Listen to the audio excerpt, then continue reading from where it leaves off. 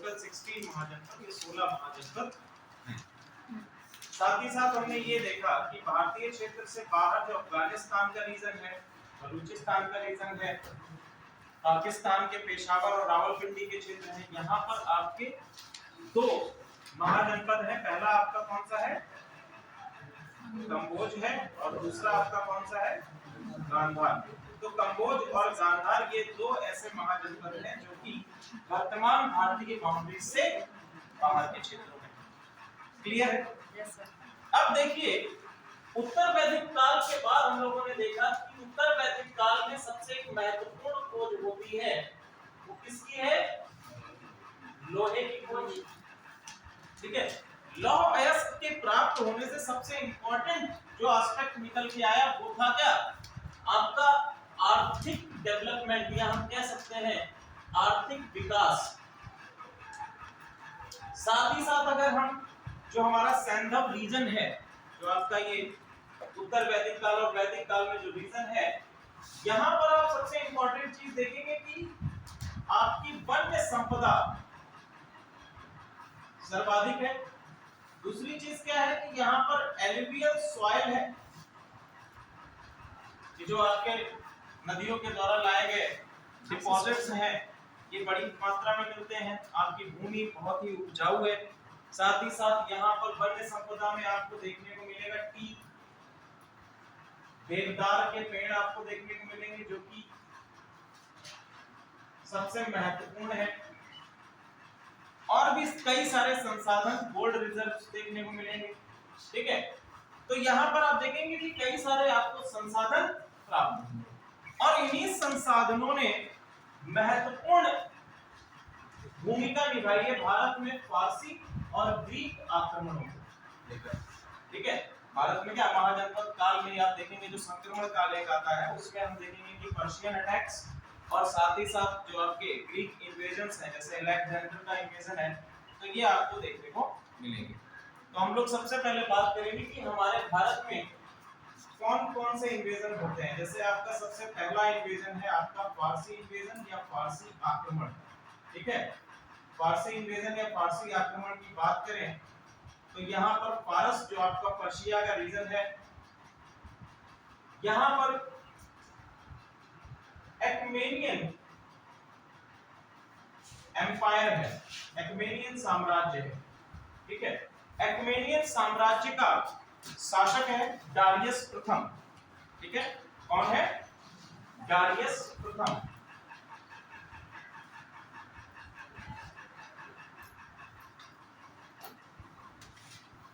Darius प्रथम भारत पर आक्रमण करता है।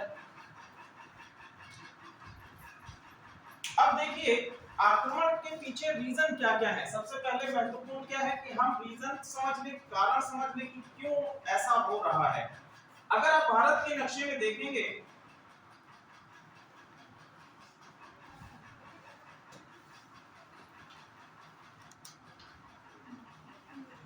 ये हमारा प्यारा भारत है।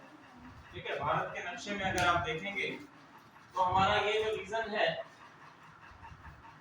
यहाँ पर आपको देखने को मिलेगा कि यहाँ पर हमारा हिमालय है। ठीक है, यहाँ पर आप देखेंगे कि ये पूरा क्षेत्र असम है, और आपका नॉर्थ ईस्ट का जो रीजन है, यहाँ पर क्या है? हिमालय की पहाड़ियां होने के साथ साथ ये पूरा क्षेत्र आपका जंगलों से ढका हुआ है। ठीक है, वन्य संपदा यहाँ पर आपकी काफी मात्रा में है, तो यहाँ से आपका अटैक कर पाना, ये यहाँ से इन्वेड कर पाना मुश्किल है। हिमालय रीजन की हालांकि यहाँ पर चाइना है, लेकिन चीन कभी भी भारत में इस रूप से इन्वेड नहीं कर पाया है। इवन चीन के ऊपर आप यहाँ पे मंगोल देखेंगे तो मंगोल भी आगे आने वाले समय में भारत में इन्वेजन करने के लिए ये रूट इस्तेमाल करते हैं। ठीक है, तीसरी चीज अगर आप देखेंगे भारत का ये जो पेनिनसुला है, ये तीनों ओर से किससे घिरा हुआ है? जल से घिरा हुआ है। तो इस रूट से भारत पर अटैक कर पाना मुश्किल है, स्ट्रेटेजिकल इंपॉर्टेंस नहीं है। तो बचता कौन सा है? जो आपका नॉर्थ वेस्ट फ्रंटियर है, नॉर्थ वेस्ट फ्रंटियर। ठीक है, यानी कि आपका उत्तर पश्चिमी जो भाग है, यहां से भारत पर अटैक करना पॉसिबिलिटीज बढ़ जाती। मैंने आपको रूट भी समझाया था कि किस तरह से महत्वपूर्ण आपके दर्रे हैं। पहला चीज ये आपकी कौन कौन सी पहाड़ियां हैं, जैसे आपका सुलेमान किरथर, ठीक है। दूसरा आपका हिंदू कुश है, हिंदू कुश अगर यहाँ पर हम लोग देखें मैप में एस्टैब्लिश करें तो यहाँ से आपको सुलेमान मिलेगा, फिर आगे बढ़ेंगे किरथर है, फिर यहाँ पर आपको हिंदू कुश मिलेगा, ठीक है। और इन्हीं में कुछ आपके पासेस हैं, दर्रे हैं, जिनका समय समय पर इस्तेमाल किया जाता है भारत में अटैक्स करने के लिए। तो दर्रे कौन कौन से हैं? पहला हिंदू कुश माउंटेन्स में आपको मिलेगा खैबर दर्रा, ठीक है। कौन सा दर्रा है? खैबर दर्रा। खैबर दर्रे से जस्ट नीचे आप आएंगे तो यहाँ पर आपको मिलेगा बोलन दर्रा या बोलन पास, ठीक है। मैंने आपको क्रोनोलॉजी भी समझाई थी कि किस तरह से आता है। जैसे आप यहाँ पर अगर खैबर दर्रे से भारत में आते हैं तो आप सीधे पेशावर और रावलपिंडी के क्षेत्र में आ जाएंगे। पेशावर रावलपिंडी के क्षेत्र से आप कहाँ पहुंचेंगे? लाहौर। लाहौर से आप डायरेक्टली उत्तर भारत के क्षेत्र में, दिल्ली के क्षेत्र में आक्रमण कर सकते हैं। दूसरा आपका अगर बोलन दर्रा से कोई आक्रमण हो रहा है तो यहाँ पर आपका एक प्रांत पड़ता है, सिटी पड़ती है क्वेटा, ठीक है। पाकिस्तान में है क्वेटा, ठीक है। क्वेटा पहुंचेंगे आप, क्वेटा से आगे बढ़ेंगे तो भूटान के रास्ते से होते हुए भारत पर आक्रमण संभव हो सकता है। तो ये आपके कुछ रूट्स हैं, ओके। अब हम बात करते हैं कि उस समय सिचुएशंस क्या थी। हमने ये चीज देखी कि महाजनपद काल में जो आपका मगध है, मगध में तो आपकी केंद्रीकृत सत्ता की जो सोच है वो डेवलप होने लगी थी। यहाँ पर आप हरेन डायनेस्टीज को देख लेंगे, शिशुनाग डायनेस्टी। लेकिन अभी भी क्या है कि ये एकीकृत भारत की भावना अभी भी नहीं आई। ये कहां तक सीमित है? केवल और केवल मगध के रीजन तक ही सीमित है। मगध का क्षेत्र है, अंग का क्षेत्र है, इन्होंने अवंती को आपस अपने उसमें मिला लिया शासन में। लेकिन अभी भी जो आपके नॉर्थ वेस्टर्न फ्रंटियर्स हैं, ये भाग अभी भी कैसा है? खुला हुआ है, ठीक है। यहाँ पर आपके दो महाजनपद हैं, एक आपका कंबोज का है, गांधार का है। साथ ही साथ बहुत सारी ट्राइब्स, जो जनजातियां हैं, बहुत सारी ट्राइब्स या जनजाति जो है वो भी यहाँ पर निवास कर रही हैं। कुछ जनजातियां ऐसी हैं जो आपकी सेंट्रल एशिया से या जो एशिया माइनर है वहां से डिसलोकेट होकर कहां पर आई हैं? भारत में आई हैं और इस क्षेत्र में आकर बसी हैं, आपके सेंट्रल रीजन में आकर बसी हैं, ठीक है। इसके साथ साथ आप ये चीज देखेंगे कि ये दोनों ही और ये ट्राइब्स आपस में संसाधनों के लिए निरंतर संघर्षरत हैं। यानी कि ये जो आपका रीजन है, ये आपका नॉर्थ वेस्ट फ्रंटियर है, ये आक्रमण के लिए पूरी तरह से क्या था? खुला हुआ था।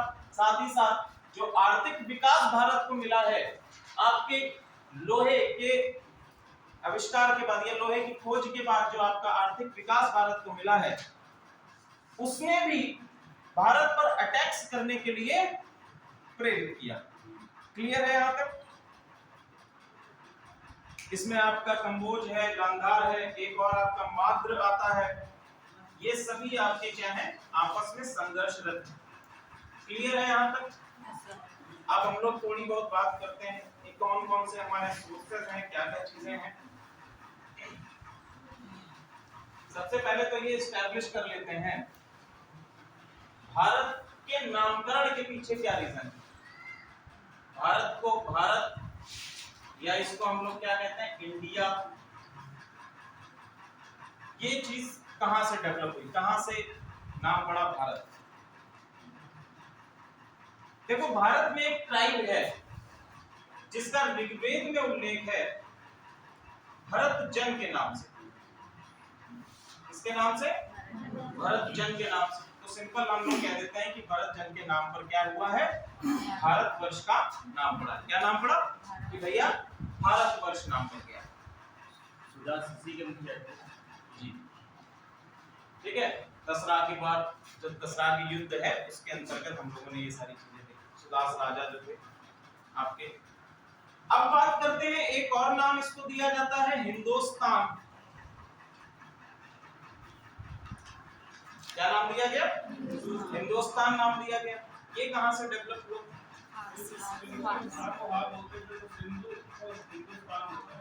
क्या? सिंधु के नाम से सिंधु के नाम से हिंदुस्तान से आपको सिंधु के नाम से हिंदुस्तान नाम है, तो ध्यान रखिएगा। अब देखो, हाँ समझिए इसको, देखो भैया कि जो आपका फारसी या हम लोग फारसी जो आपका साहित्य है या फारसी भाषा जो है, फारसियों का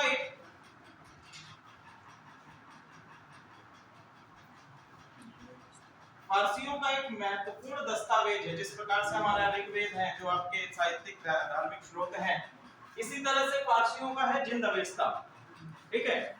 और साथ ही साथ फारसियों की लैंग्वेज का एक और एस्पेक्ट ये है कि वो सा को क्या पढ़ते हैं, हा। तो यहाँ पर नदी कौन सी है, सिंधु, तो इसको ये क्या कहते थे, हिंदू, क्या हो जाएगा, हिंदू।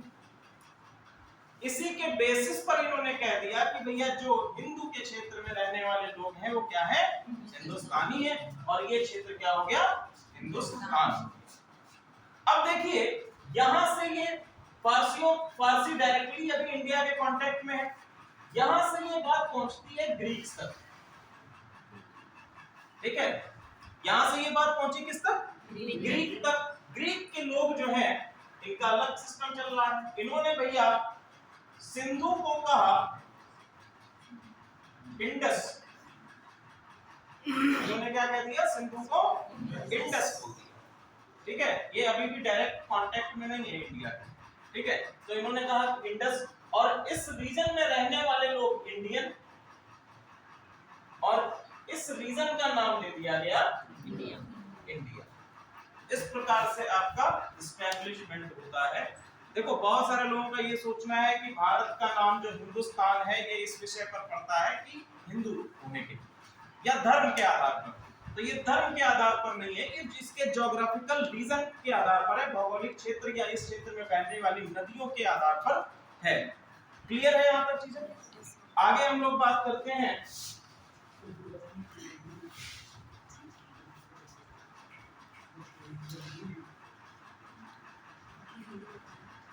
काफी समय तक आने तक आपका हिंदू धर्म तो था ही नहीं। हमको चाहे आप सिंधु घाटी सभ्यता से उठाकर देखें, ऋग्वैदिक काल में भी आप देखेंगे तो यहाँ पर हिंदू धर्म की परिकल्पना अभी तक डेवलप नहीं हुई। यहाँ पर आप देखेंगे कि अलग अलग सेक्ट हैं, पंथ हैं, संप्रदाय हैं, ठीक है। आपका वैष्णव संप्रदाय, वैष्णविज्म आपको देखने को मिलेगा, शैविज्म देखने को मिलेगा, शैव संप्रदाय, सनातन संप्रदाय आपको देखने को मिलेगा। काफी आगे आकर हम देखेंगे जब गुप्त काल आता है तो वहां पर हम देखेंगे कि इसने सभी संप्रदायों के जो आपके डिफरेंट एस्पेक्ट हैं सबको एक उसमें पिरोकर क्या किया है, हिंदू धर्म या हम लोग वर्तमान समय में जो एक परिकल्पना देखते हैं उसको बताया। क्लियर है यहाँ तक। अब देखिए इतिहासकार जो आपके हैं कौन कौन से, पर्शियन इतिहासकार सबसे पहले हेरोडोटस, जिनके माध्यम से या इनके जो आपके अकाउंट्स हैं उनसे हमें इन विदेशी आक्रमणों के बारे में पता चलता है। हेरोडोटस हो गए आपके, दूसरे हैं टेसियस, टेसियस के बाद है जेनोफन,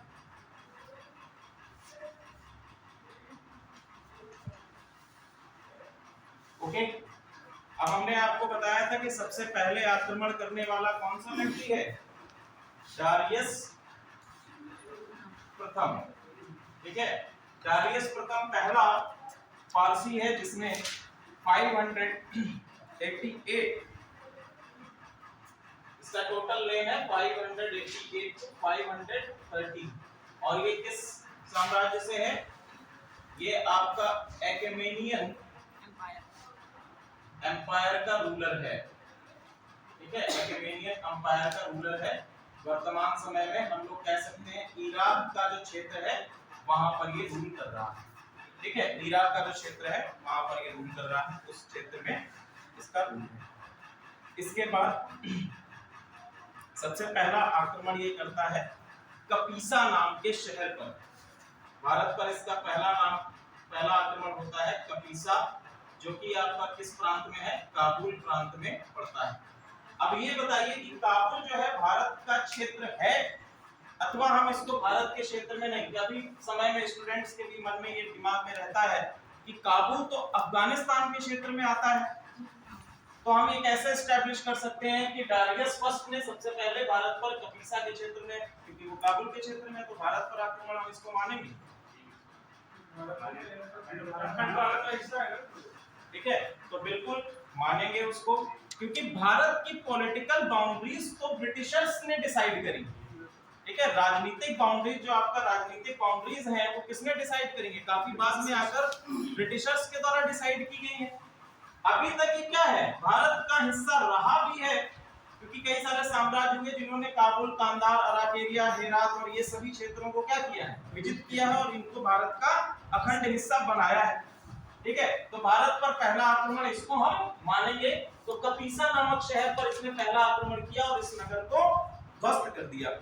इसके साथ साथ जो आपके डिफरेंट कई सारी ट्राइब्स हैं वो भी यहाँ पर आती हैं और साथ ही साथ इनके द्वारा इनको ट्रिब्यूट भी दिया जाता है। तो डारियस के द्वारा सबसे पहला आक्रमण, सॉरी डारियस नहीं है, इसका नाम है साइरस।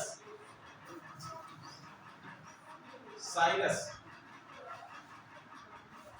साइरस के बाद इसका पुत्र है Darius,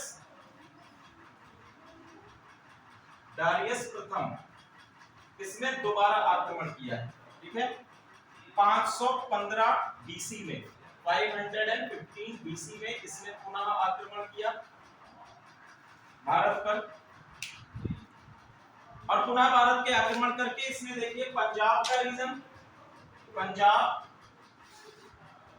north west region and Sindh, और सिंध के क्षेत्र पर कब्जा कर लिया, ठीक है। नॉर्थ वेस्टर्न फ्रंटियर में कभी भी भारत पर एक यूनिफिकेशन नहीं हो पाया। आगे आप देखेंगे कि जब अरब अटैक्स होते हैं तो वहां पर हिंदू शाही राजाओं ने एक मजबूत फ्रंटियर बनाने का प्रयास किया, लेकिन वो भी विफल हो गया, ठीक है। इसके बाद नॉर्थ वेस्टर्न फ्रंटियर पर देखो इनकी एक सेना है, इनकी सेना जो है, जो आपकी अकेमेनियन एम्पायर है, अकेमेनियन एम्पायर टोटल 28 सैट्रैपी में बटा हुआ। सैट्रैपी क्या है, अलग अलग आपके प्रोविंसेस या प्रांत की तरह हम कह सकते हैं, ठीक है, इसको स्ट्रैपी बोलते हैं, ठीक है। हिंदी में कहीं कहीं आपको क्षत्रप भी मिल जाएगा। तो क्या है, अलग अलग प्रांत आपके बने हुए हैं, तो उन प्रांतों में डिफरेंट आपके, तो टोटल 28 प्रांत बताए गए हैं। इसमें से जो आपके सिंध के रीजन में है, सिंध के रीजन में 20वां प्रांत आपको देखने को मिलता है, 20th सैट्रैपी आपको देखने को मिलती है, 20th सैट्रैपी। अब देखिए यहां से एक और आर्थिक महत्व आपको बताएंगे। ये जो 20th आपका सैट्रैपी है, यहां से होने वाली आय, बाकी बची हुई जो आपकी 27 है, लगभग टोटल आय का 1/3 जो है आपको सिंध प्रांत से जा रहा है पारसी एम्पायर में। जो आपका अकेमेनियन एम्पायर है उसमें आपका 1/3 टोटल आय जो है, टोटल आपका राजस्व है, 1/3 राजस्व कहां से जा रहा है, केवल 20वीं सैट्रैपी जो आपका सिंध प्रांत में वहां से जा रहा है। तो जाहिर सी बात है इसका इंपॉर्टेंस है। दूसरी चीज, डारियस फर्स्ट ने क्या किया, डारियस फर्स्ट ने अपनी सेना में भारतीयों की भर्ती करना भी प्रारंभ कर दिया। सेना में भारतीयों की भर्ती, बेसिकली जो आपकी ट्राइब्स हैं, जो आपकी ट्राइब्स रह रही हैं सिंध के क्षेत्र में, उनको इसने अपनी सेना में भर्ती करना स्टार्ट कर दिया। इसके बाद अगला जो आपका आता है ज़र्क्सिस, ठीक है,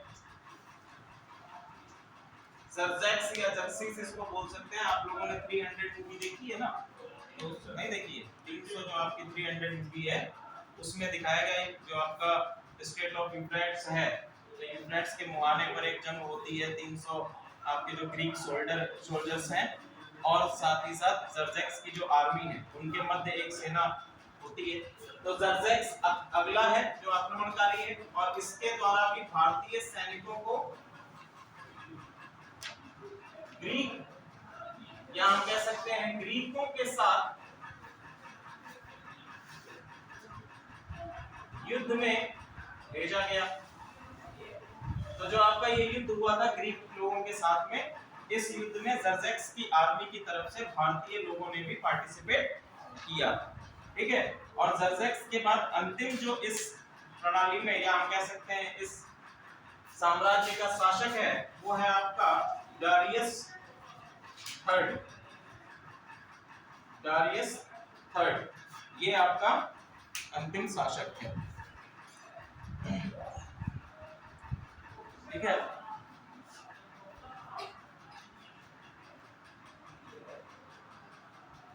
अब हम देखो कौन कौन से आपके, ये तो हम लोगों ने बात कर ली कि कौन कौन से आपके आक्रमणकारी हैं, कौन से साम्राज्य से हैं। अब इसमें किन किन प्रकार के अपवाद हैं उनको भी हम लोग देख लेते हैं। जैसे कि इतिहासकार है मेगास्थनीज,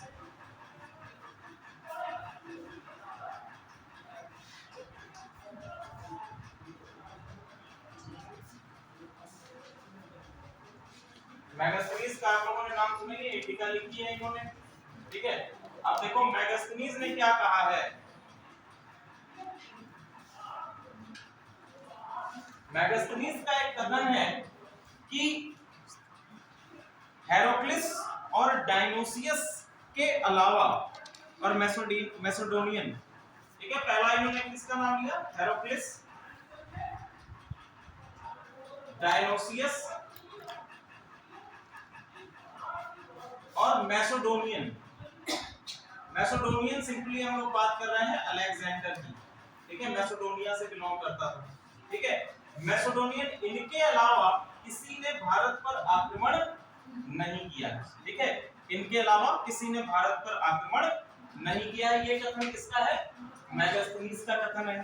तो इसके आधार पर हम कह सकते हैं कि साइरस और आपके जो डारियस हैं ये भारत में आक्रमण नहीं कर पाए हैं। तो यहाँ पर एक कथन निकल के आता है कि भैया मेगास्थनीज जो काबुल का प्रांत है उसको भारत का हिस्सा नहीं कंसीडर कर रहा है, ठीक है। यह आपका एक अपवाद हो गया। दूसरा हम बात करते हैं, एक अभिलेख है बहिस्तुन अभिलेख, ठीक है, बहिस्तुन अभिलेख। बहिस्तुन अभिलेख देखिए क्या कहता है, बहिस्तुन अभिलेख कहता है कि जो आपके बहिस्तुन अभिलेख से ही आपके 28 प्रांत होने का पता चलता है। दूसरी चीज क्या है कि डारियस का एक्सटेंशन जो है वो भारत तक बताता है। डारियस का एक्सटेंशन या एम्पायर का जो एक्सटेंशन है वो भारत की सीमाओं तक आपको बताता है। बहिस्तुन अभिलेख 512 बीसी का एक अभिलेख है, ठीक है, 512 बीसी से बिलोंग करता है।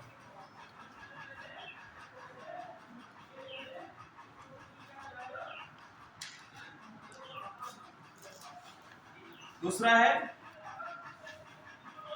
रुस्तम, नक्शे रुस्तम, नक्श ए रुस्तम,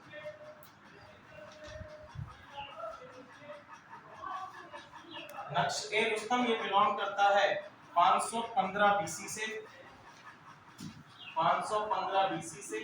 और इसमें हमको बताया गया है कि हिंदू नॉर्दर्न जो आपका सैंडप रीजन है या सिंध रीजन है, साथ ही साथ नॉर्दर्न पंजाब का रीजन है, ये सभी आपका एक्मेनियन एम्पायर के द्वारा जीता गया था। ये आपका किसमें बताया गया, नक्श ए रुस्तम में बताया गया है। दूसरा एक और आपका अभिलेख है सुसा महल अभिलेख, सुसा महल अभिलेख। ये भारत में नहीं है, ध्यान दीजिएगा, ये भारत में नहीं है, ये आपका फारस के रीजन में है। सुसा महल अभिलेख बेसिकली इसका निर्माण जो है, ये सुसा महल जो है इसका निर्माण कराया गया है डारियस के द्वारा।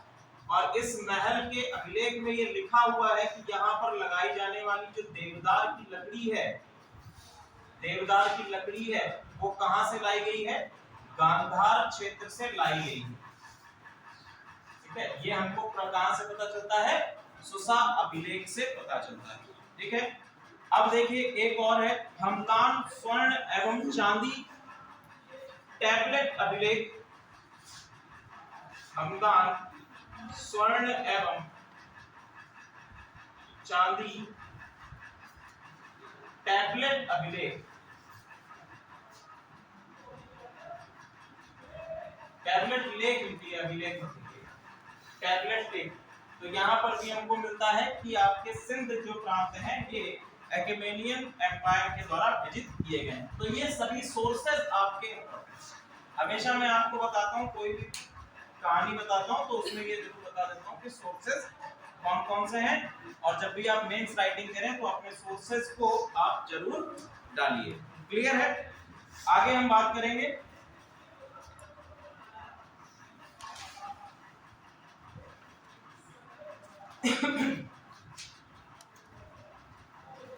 तो लगभग 330 एडी तक हम 330 बीसी तक हम देखेंगे कि आपके पारस या फारसी जो आपका अकेमेनियन एम्पायर है ये सिंध प्रांत पर अपनी पकड़ बनाए रखता है, और साथ ही साथ आपका जो माइनर एशिया माइनर है और सेंट्रल एशिया है, इन सभी जगहों पर अपनी पकड़ को, अपने होल्ड को बनाए रखता है।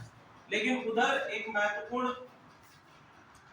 साम्राज्य का उदय होता है, ठीक है, मैसेडोनिया में। तो मैसेडोनिया में साम्राज्य का जब उदय हुआ और उसमें एक सबसे बड़ा शासक, या हम कह सकते हैं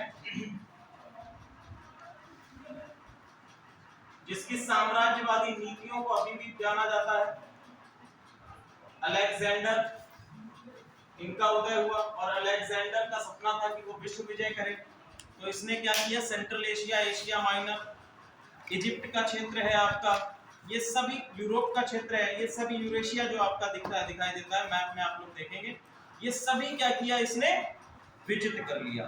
ठीक है, एक आपका युद्ध मिलता है गौगे मेला का युद्ध, गौगा मेला का युद्ध। गौगा मेला का युद्ध, गौगा मेला का अर्थ होता है ऊंटों का घर, ठीक है, ऊंटों का घर। ये युद्ध ये बेसिकली पूमोडस रिवर पर है। गौगा मेला जो नाम का स्थान है, आप मैप में देखेंगे कि कहां पर है, पूमोडस रिवर आपकी है, उसके मुहाने पर आपका ये स्थित है। ये युद्ध हुआ था डारियस थर्ड और अलेक्जेंडर के बीच में, और डारियस थर्ड को हराकर अलेक्जेंडर ने इसको जीत लिया। ठीक है, इस समय इसकी जो राजधानी थी डारियस थर्ड की, वो थी पेरिकलस।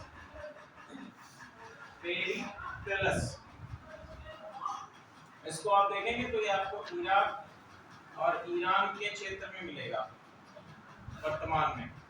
पेरिकलस इराक के क्षेत्र में राजधानी थी डारियस थर्ड की,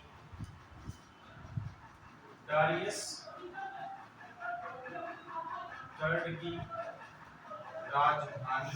ठीक है, तो डारियस थर्ड की राजधानी पर इसने क्या कर दिया, आक्रमण करके अलेक्जेंडर ने इसको शामिल कर लिया। यानी कि अब क्या आप देख रहे हैं, अकेमेनियन एम्पायर का पतन देख रहे हैं। ठीक है, पेरिपेलिस को इसने जला दिया, और पेरिपेलिस को जलाने के बाद एक नई राजधानी बनाई, बेबीलोन। ठीक है, बेसिकली हुआ ये था कि डारियस थर्ड को जब इसने हराया तो डारियस थर्ड जो है भागकर बेबीलोन के क्षेत्र में जाकर छुप गया। ठीक है, तो पेरिपेलस को बर्बाद करने के बाद ये सीधा आक्रमण करता है बेबीलोन पर, और फिर से डारियस थर्ड को पुनः हराता है। लगभग 3 बैटल आपको देखने को मिलेंगे, वर्ल्ड हिस्ट्री जब पढ़ेंगे तो तीनों बैटल में डारियस थर्ड को हराता है, और अंत में बेबीलोन में इसकी हत्या कर देता है और बेबीलोन को अपनी राजधानी बनाकर अब ये आपके ईस्ट की तरफ, या हम कह सकते हैं कि जो आपके भारतीय प्रोविंस है उधर की तरफ मूव करना शुरू करता है। सिंध जो आपका सिंध का प्रांत है उधर की ओर मूव करना शुरू करता है। सबसे पहले जो इसका रूट है, सबसे ये पहुंचता है काबुल घाटी में, काबुल घाटी से होता हुआ ये पहुंचता है पंजशील घाटी में,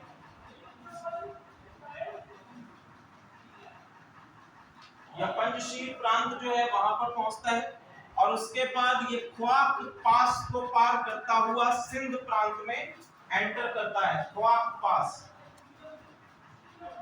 ख्वाब दर्रा, ठीक है, ख्वाब दर्रे को पार करता हुआ एंटर करता है सिंध प्रांत में। इससे पहले 327 तक ये पूरे ईरान पर 327 बीसी तक ये पूरे ईरान जो आपका इराक का क्षेत्र है पर संपूर्ण अधिकार भी कर चुका है। संपूर्ण अधिकार इसका हो गया है। साथ ही साथ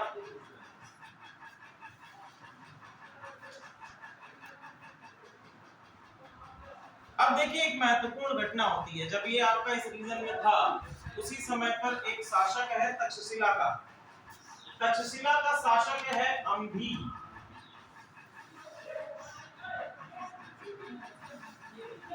अम्भी जो है तक्षशिला का शासक है, ठीक है। बेसिकली तो ये क्या करता है, ये 327 बीसी में कहता, अब ये पहले ही डर चुका था। जब ये इस रीजन में आया तो पहले ये डर चुका था कि अब जो है अलेक्जेंडर हम पर आक्रमण कर देगा, ठीक है। अलेक्जेंडर हम पर आक्रमण कर देगा और ऐसी स्थिति में बचने का यही उपाय है कि हम अलेक्जेंडर के साथ में संधि कर लें। तो ये पहले ही पहुंच गया अलेक्जेंडर के पास। इसने कहा कि देखिए भारत पर आक्रमण करने में हम आपकी सहायता करेंगे, आप हमारे राज्य को छोड़ दीजिए, ठीक है। तो अलेक्जेंडर जो है, इसने अलेक्जेंडर को 65 हाथी, युद्ध में सहायता के लिए 65 हाथी और साथ ही साथ 3000 सैनिकों को देने का प्रस्ताव भी रखा कि हम आपको 3000 सैनिक और 65 हाथी युद्ध करने के लिए प्रदान करेंगे, बस हमारे राज्य को आप क्या कर दीजिए, छोड़ दीजिए। अब अलेक्जेंडर जो है बढ़ता है आगे। बीच में एक घटना होती है कि अलेक्जेंडर वापस चला जाता है अपनी राजधानी अलेक्जेंड्रिया, ठीक है। अलेक्जेंड्रिया वापस चला जाता है। इसी समय पर एक राजा का उदय हो रहा है जो कि बेसिकली आपका रावी और झेलम नदी के बीच में जो आपका दोआब रीजन है वहां पर शासन कर रहा है। कौन है वो? पोरस, ठीक है। यहाँ पर हम आएंगे। अभी तो अलेक्जेंडर कहाँ जा चुका है, अलेक्जेंड्रिया जा चुका है, ठीक है। अब अलेक्जेंड्रिया, इसके साथ साथ एक और आपका शासक है शशिगुप्त। ये बेसिकली कश्मीर का एक शासक है जिसने भी अलेक्जेंडर का साथ दिया है, आम्बी ने साथ दिया है। उसी तरह से पहाड़ी क्षेत्रों का एक शासक है शशिगुप्त, ठीक है। ये भी अलेक्जेंडर को अपने राज्य को छोड़ने के साथ अलेक्जेंडर को, मतलब अलेक्जेंडर से इसने कहा कि आप हमारे राज्य को बख्श दीजिए, हम आपको युद्ध में सहायता प्रदान करेंगे, ठीक है। अब देखिए अलेक्जेंडर के सामने क्या-क्या परेशानियां थी। अलेक्जेंडर के सामने परेशानियां क्या-क्या थी या कमियां क्या-क्या रही, जिसके कारण अलेक्जेंडर भारत में पूरी तरह से पेनिट्रेट नहीं कर पाया। पहला रीजन क्या था? कि सबसे पहला लंबी दूरी, काफी दूरी इसको तय करनी थी अलेक्जेंड्रिया से। दूसरी चीज, इसने अपनी सेना को 2 भागों में बांट दिया था, ठीक है। इसने क्या किया था, सेना को 2 भागों में बांट दिया था। तीसरा, जो इनकी कैवेलरी थी, इसके जो भाले हैं, अलेक्जेंडर की सेना के जो भाले हैं ये लगभग 16 फीट के हुआ करते थे, ठीक है। ये लगभग 16 फीट के लंबे हुआ करते थे। ऐसी स्थिति में ऐसी कैवेलरी को लेकर चल पाना काफी मुश्किल होता है। दूसरी चीज, भारत पर अटैक करने के लिए आपको 5 नदियों को पार करना था। सबसे पहली थी आपकी सिंधु नदी, सिंधु नदी के बाद आपकी झेलम रिवर, चेनाब तो खैर नहीं आई, वो पहले ही हो जाती है, ठीक है। इसके बाद इसने पार किया रावी नदी को, फिर ब्यास नदी को, उसके बाद ये आक्रमण कर पाता, चेनाब को भी पार किया है इसने। झेलम, चेनाब, रावी और ब्यास रिवर को पार करते करते इसकी सेना पूरी तरह से आधा जो है, पहले तो झेलम नदी को पार करते हुए इसकी सेना कम हो गई थी, क्योंकि जब ये झेलम नदी को पार कर रहा था उस समय बारिश हो रही थी, रात का समय था, और पार करते हुए इसके कई सारे सैनिक जो हैं बह गए।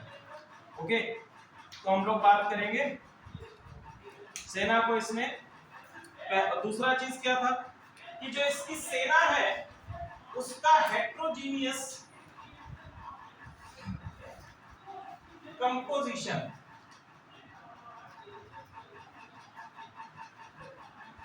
हेट्रोजीनियस कंपोजिशन कहने का मतलब ये है कि इसकी सेना में एक रूपता नहीं, ठीक है।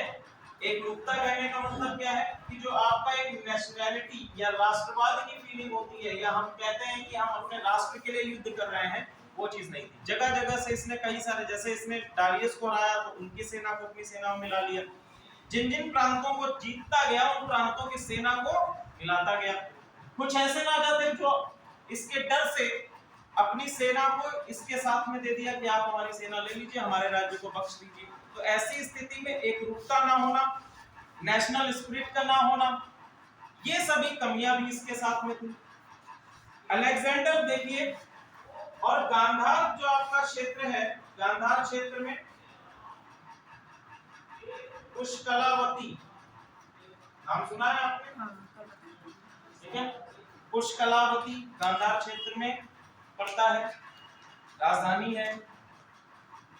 यहाँ पर एक राजा है अष्टक, अष्टक राज, ठीक है। गांधार रीजन में राजा है अष्टक राज।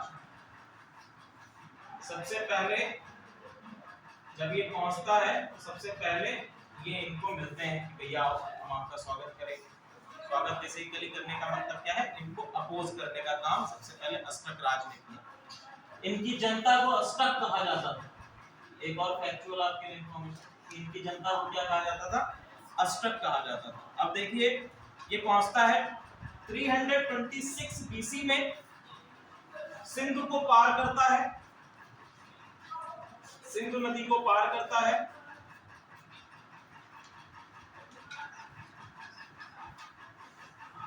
और कहां पर पहुंच गया, तक्षशिला पहुंच गया, ठीक है। सिंधु नदी को पार करके ये कहां पहुंचा, तक्षशिला पहुंचा। अब तक्षशिला का जो शासक है ये तो पहले से ही इसके उसमें है, कौन, आम्भी। तो इसने जो है बड़ा स्वागत किया, और साथ ही साथ यहाँ पर एक दरबार का आयोजन भी कराया गया इसके आने के खुशी में। इसके बाद नेक्स्ट हम लोग देखते हैं, आम्भी जो है पहले तो बड़ा कह रहा था कि हम भाई जो है आपको सेना देंगे और ये देंगे, लेकिन आसपास के लोग जो है आम्भी को कहने लगे अरे तुम ऐसा क्यों कर रहे हो। तो इसने जो है एंड मौके पर अपनी सेना वेना देने से इनकार कर दिया, बोला कि हम नहीं देंगे, कोई प्रॉब्लम नहीं। तो अलेक्जेंडर को इसने अपनी सेना और जो भी सपोर्ट देना था एंड मौके पर इसने इनकार कर दिया, ठीक है। अपने भाई को तो इसने भेजा था उसके स्वागत के लिए, एक दरबार का आयोजन भी कराया था, लेकिन एंड मौके पर इसने क्या किया, अपनी सेना को देने से इनकार कर दिया, ठीक है। नेक्स्ट जो आप लोग देखेंगे, हालांकि बाद में जो है आम्भी हार जाता है। एक महत्वपूर्ण बैटल होता है पोरस के साथ में, जिसको हम लोग किस नाम से जानते हैं, झेलम का युद्ध,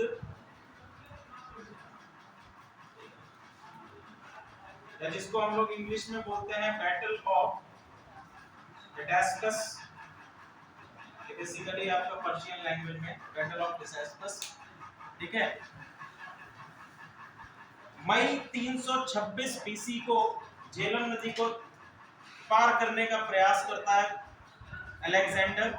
उस समय झेलम नदी में बाढ़ आई थी और साथ ही साथ बारिश भी हो रही थी, जिससे जो उसके बैंक्स हैं, किनारे हैं, वो पूरी तरह से फिसलन से भरे हुए थे, और इसमें इसको काफी सेना की क्षति भी होती है। अंत में हम देखते हैं एक युद्ध होता है, और युद्ध के बाद पोरस की हार होती है, ठीक है। इस युद्ध में पोरस की हार होती है। तो पोरस जो है, अलेक्जेंडर पोरस से एक सवाल पूछता है, ठीक है, और बहुत ही अच्छा इतिहास में इसको बताया गया कि अब हम आपको किस प्रकार से ट्रीट करें।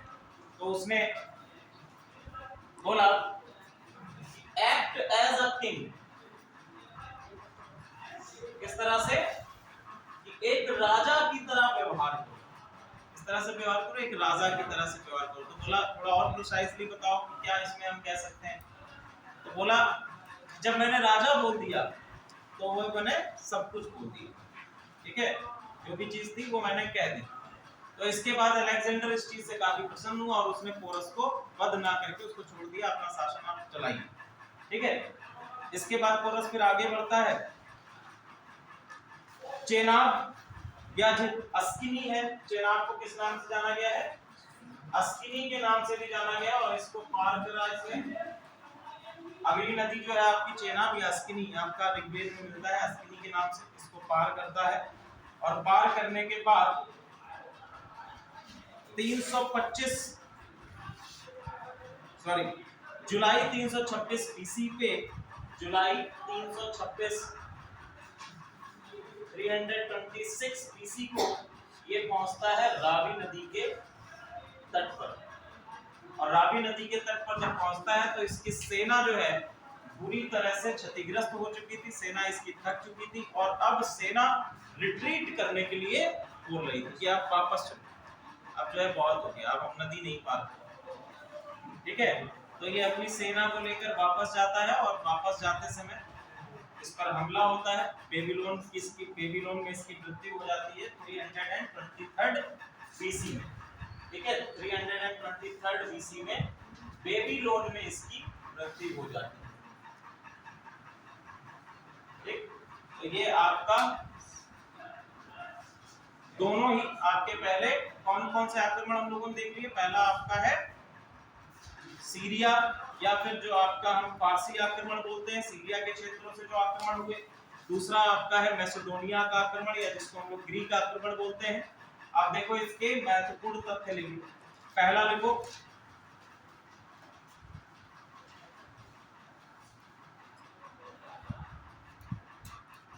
पहला आप लोग लिखें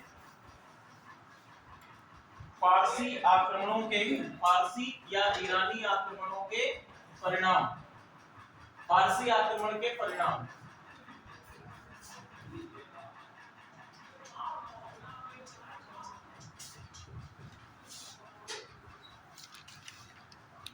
फारसी आक्रमण के परिणाम।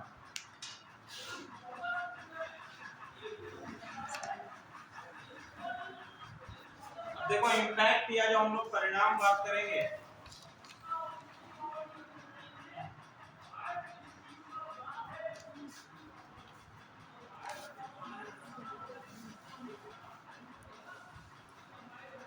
किस तरह से इसने भारतीय इतिहास को प्रभावित किया है।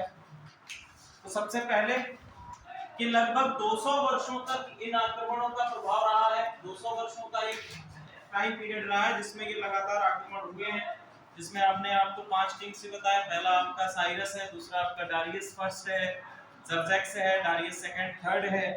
ठीक है, साथ ही साथ आप लोगों ने देखा कि इसमें भारतीय शासक, भारतीय जनता को इन युद्धों में, या हम सेना जो आपकी है फारसी सेना, उसमें क्या किया गया, डिप्लॉय किया गया, डेप्यूट किया गया। ठीक है, तो भारतीय सेना को डेप्यूट करना, इससे हम क्या कहेंगे, देखो भैया जब आप किसी व्यक्ति को डेप्यूट करते हो तो उसको डेप्यूट करने के लिए सबसे इंपॉर्टेंट चीज क्या है कि कम्युनिकेशन होना चाहिए। क्या होना चाहिए? कम्युनिकेशन होना चाहिए। तभी तो आप, एक भाषा होनी चाहिए जिससे कि हम उससे कम्युनिकेट कर सकें, उससे बातचीत कर सकें। और कम्युनिकेट करने के लिए फारसी तो दूसरी भाषा बोल रहे हैं, भारत में दूसरी भाषा बोली जा रही है, तो क्या होगा, भाषाओं का आदान प्रदान होगा। वहां के लोग हमारी भाषा सीखेंगे, हमारे लोग क्या करेंगे, उनकी भाषा सीखेंगे, जिससे भाषाओं का अपभ्रंश पैदा होगा। तो सबसे इंपॉर्टेंट एस्पेक्ट क्या निकल के आया कि भैया भाषाओं का आदान प्रदान, कम्युनिकेशन के लिए इंपॉर्टेंट है। भाषाओं का आदान प्रदान होना शुरू हो गया। भाषाओं के साथ साथ आप देखेंगे लिपियां जो है, इनका दूसरी चीज क्या है, ईरान के साथ में व्यापारिक संबंध, व्यापारिक संबंध ये भी डेवलप हुए। ईरान के साथ व्यापारिक संबंध, इनके साथ में भारत में एक लिपि आती है, इनके साथ में भारत में एक लिपि आती है। कौन सी लिपि है? खरोष्टी लिपि। ठीक है, खरोष्टी लिपि इनके साथ में ही भारत आई। तो आपसे एक क्वेश्चन एग्जामिनेशन बनता है कि खरोष्टी लिपि भारत में किस से आई है, तो आपको फारसी ईरानी आक्रमण के द्वारा खरोष्टी लिपि का भारत में आगमन हुआ। और ये खरोष्ठी लिपि आप देखेंगे कि अशोक के शिलालेखों की एक महत्वपूर्ण भाषा है। जितने भी आपके नॉर्थ वेस्टर्न फ्रंटियर पे अशोक के शिलालेख मिलेंगे, उनकी भाषा जो उनकी लिपि जो है वो क्या मिलेगी आपको? खरोष्ठी मिलेगी। ठीक है, प्राकृत भाषा में खरोष्ठी लिपि में लिखे गए। ठीक है, गुप्त वंश तक ये भाषा भारत में चलती रही।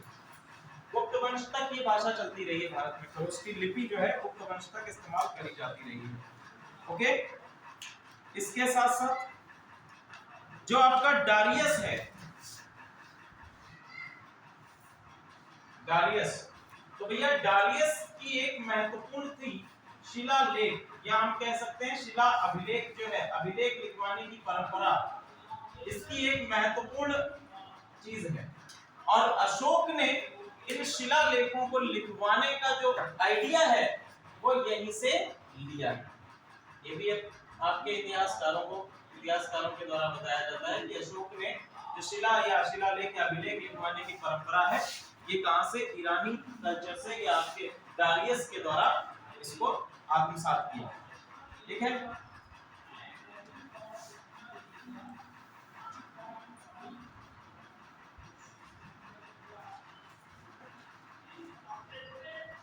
चलिए अगला लिखिए, अलेक्जेंडर के आक्रमण का प्रभाव। तो फारसी आक्रमण के प्रभाव हमने देख लिए। अब हम बात करेंगे अलेक्जेंडर के आक्रमण का प्रभाव। आक्रमण के प्रभाव, ठीक है।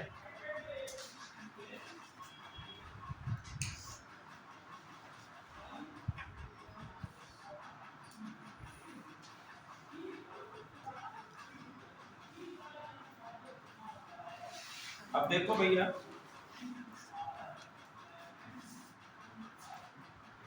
जो आपका भारत है, इसकी जो महत्वपूर्ण, इधर आपका क्या है? साउथ ईस्ट एशिया पड़ जाता है।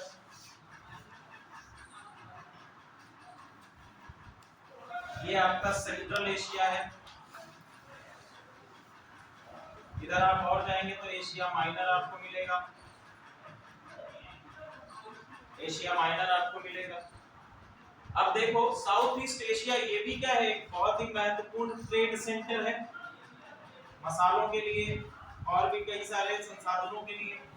अब इनके मध्य में और इस रीजन के मध्य में जो ट्रेड सेंटर, जो आपको एक ब्रिज मिलेगा, वो भैया ब्रिज कौन है? ब्रिज कौन है? भारत ही तो है। ठीक है, भारत ही तो एक ब्रिज की तरह एक काम करेगा। आपको अगर देखिए, यहां से अगर आप सी रूट के द्वारा व्यापार करना चाहते हैं तो आपको हार्बर्स या फिर आपको जो पोर्ट्स हैं वो प्रोवाइड करने का काम कौन करेगा? इंडिया ही करेगा। यहां से अगर आप देखेंगे तो यहां से भी क्या है? व्यापारिक गतिविधियों के लिए जो कच्चा माल आएगा वो इन पोर्ट्स पर आएगा, यहां से परिष्कृत। और ये भारत में प्रणाली शुरुआत से ही चली आ रही है। आप देखेंगे कि जो आपका बंगाल का रीजन है और साथ ही साथ आपका इधर गुजरात का रीजन है, यहाँ पर सबसे ज्यादा डेवलपमेंट आपका दक्कन का रीजन है। यहाँ पर डेवलपमेंट आपका शुरुआती क्षेत्रों में सबसे ज्यादा मिलता है। क्यों? क्या रीजन है? रीजन ये है भैया कि जो आपका सेंट्रल एशिया और एशिया माइनर से प्राप्त होने वाला कच्चा माल है वो कहां पर आता है? इन रीजन में आता है। कच्चा माल यहाँ है, यहाँ पे प्रोसेस हुआ, प्रोसेस होकर क्या हुआ? एक्सपोर्ट हुआ। भारत क्या कर रहा है? कमाई कर रहा है। वर्तमान समय की बात नहीं कर रहा हूँ, प्राचीन समय की बात कर रहा हूँ। ठीक है, यहाँ पर क्या? हस्तशिल्प भारत का सबसे उत्तम क्वालिटी का था। सबसे महत्वपूर्ण क्या था? हस्तशिल्प। हस्तशिल्प सबसे उत्तम क्वालिटी का था। यहाँ से इतना ज्यादा एक्सपोर्ट होता था कि सारी कमाई भारत, इसीलिए तो भारत सोने की चिड़िया बना। ठीक है, दूसरा चीज क्या है? साउथ ईस्ट एशिया से आने वाले कच्चा माल बंगाल के क्षेत्र में है, यहाँ पर प्रोसेस हुआ और यहाँ से प्रोसेस होने के बाद आपका इस क्षेत्रों में, सेंट्रल एशिया के क्षेत्रों में, तो आप देख रहे हैं कि ब्रिज की तरह काम कर रहा है। तो भैया अलेक्जेंडर ने सबसे पहला काम क्या किया कि अलेक्जेंडर ने, एक व्यक्ति है नार्कस, ठीक है, नार्कस या नार्चस इसका नाम है, ये इसका फ्रेंड है, दोस्त है।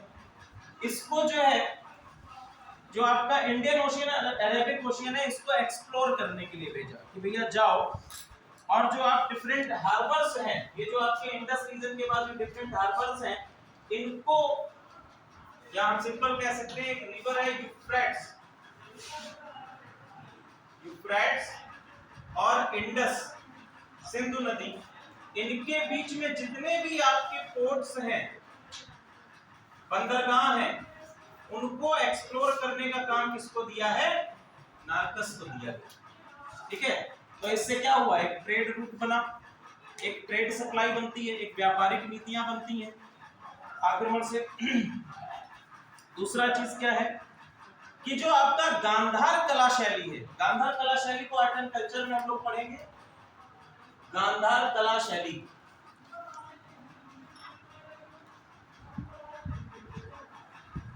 गांधार कला शैली, एक और आपने कला शैली का नाम सुना होगा, मथुरा कला शैली, Mathura school of art, Gandhara school of art है।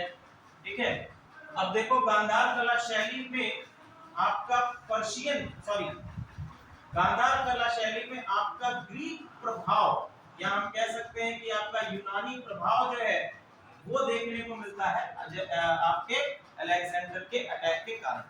ठीक है, गांधार कला शैली में आप सिंपल एक उदाहरण देता हूं, जैसे एक क्वेश्चन आपसे पूछा गया था महात्मा बुद्ध के जो मूर्तियां हैं उनसे रिलेटेड, कि महात्मा बुद्ध की मूर्तियों के रिलेटेड पर आप बताइए कि मथुरा कला शैली और गांधार कला शैली में क्या अंतर है। तो जब आप गांधार कला शैली में की बात करते हैं तो आपको वहां पर देखने को मिलेगा कि भगवान बुद्ध के बालों को, या महावीर स्वामी के भी बालों को आप देखेंगे कि घुंघराला बनाया गया।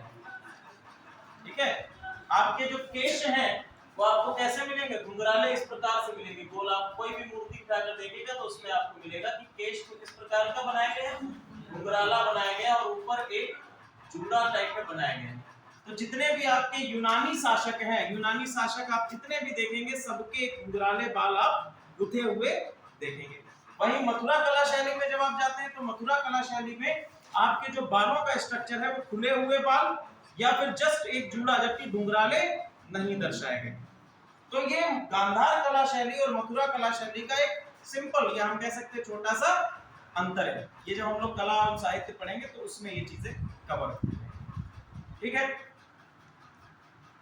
आगे हम लोग देखते हैं।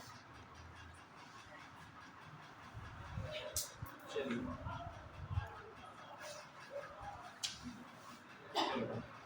यहां तक क्लियर है आप लोगों को सारी चीजें? तो भैया अलेक्जेंडर हो गया, अब हम लोग वापस आ जाते हैं भारत में। ये बताना जरूरी था क्योंकि इधर भारत में हम लोग मगध में क्या पढ़ रहे थे? सेंट्रलाइजेशन पढ़ रहे थे, केंद्रीकरण हो रहा है मगध के क्षेत्र में, मौर्य साम्राज्य तक हम लोग पहुंच चुके हैं। तो ये भी देखना इंपॉर्टेंट था कि उस समय पर यहाँ पे क्या कहानी चल रही है। क्लियर है? आगे हम बात करते हैं मौर्य साम्राज्य के अंतर्गत सबसे पहला शासक का नाम डालिए, चंद्रगुप्त मौर्य। चंद्रगुप्त मौर्य।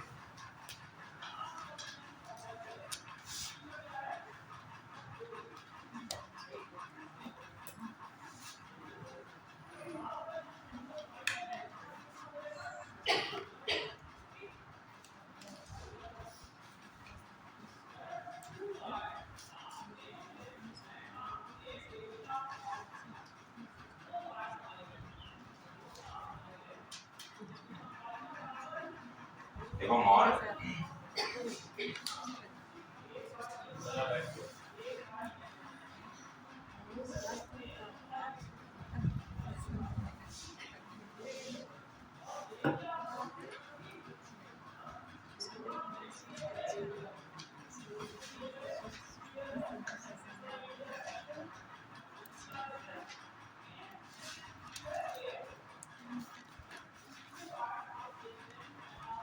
मौर्य वंश के आने से पहले हम लोगों ने तीन वंश पढ़े। पहला आपका कौन सा था?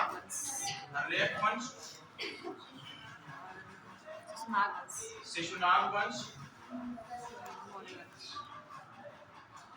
और नंद वंश।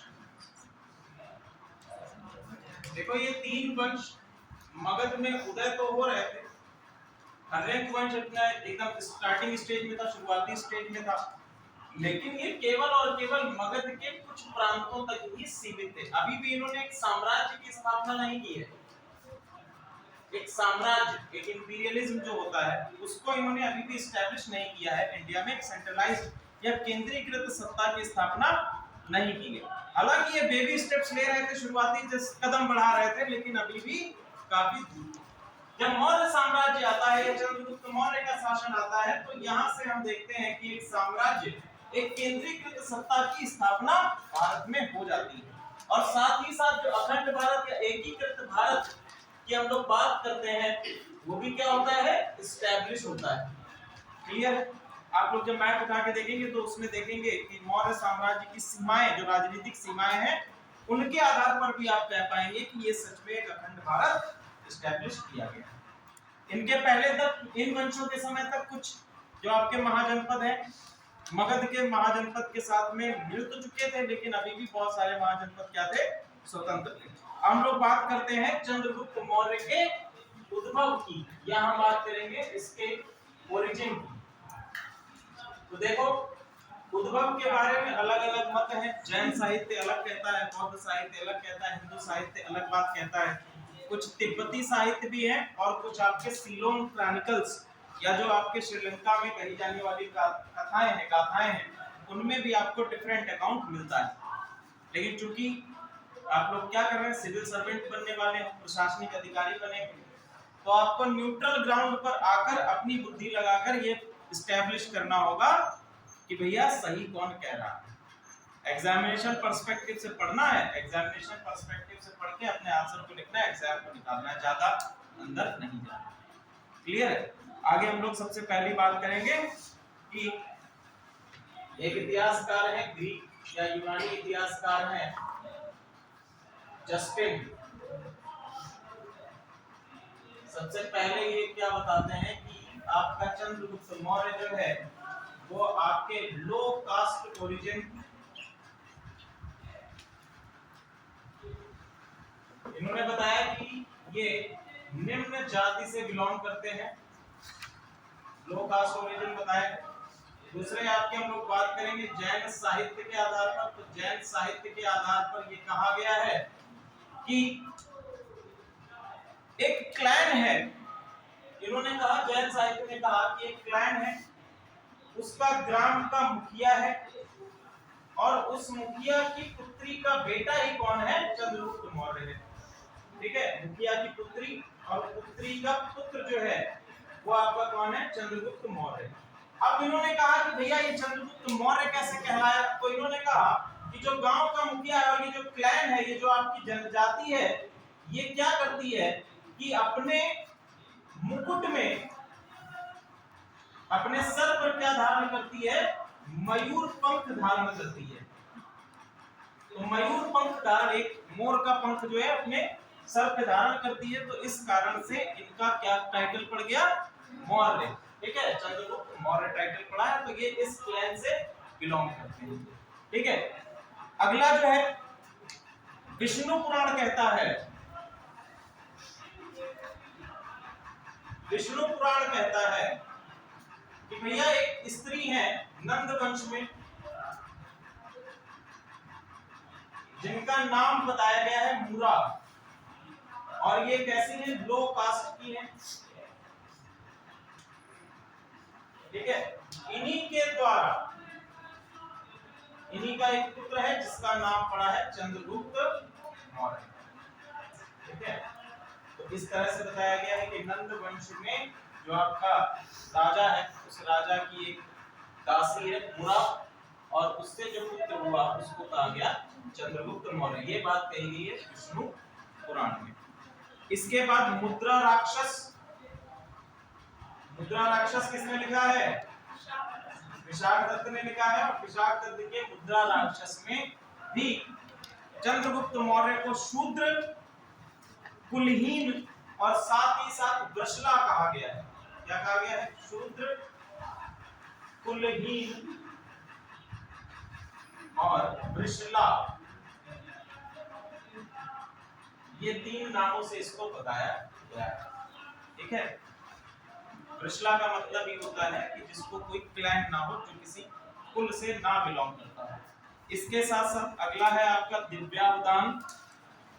दिव्यावदान, दिव्यावदान में इनको बताया गया है क्षत्रिय कुल का। दिव्यावदान में बेसिकली ये बताया गया है कि ये जो आपका क्षत्रिय कुल है ये पहले निवास करता था मानसरोवर लेक के आसपास के रीजन में, ठीक है। और चूंकि वहां पर किसी प्रकार के संसाधन नहीं होते हैं तो उनके संसाधन की खोज में ये उत्तर भारत के गंगेटिक प्लेन में आकर बस गए, और वहीं पर जो है चंद्रगुप्त मौर्य कौटिल्य को मिलते हैं और फिर आपका चंद्रगुप्त मौर्य बनते हैं, शासक बनते हैं। अगला आपका है महापरिनिर्वाण सूक्त। महापरिनिर्वाण सूक्त, देखो भैया इसमें बताया गया है कि पिपली वन के मोरिये, पिपली वन का एक हम लोगों ने क्लैन पढ़ा था ना, मोरिये, तो इनको पिपली वन के मोरिये उस क्लैन से बताया गया है। ओके,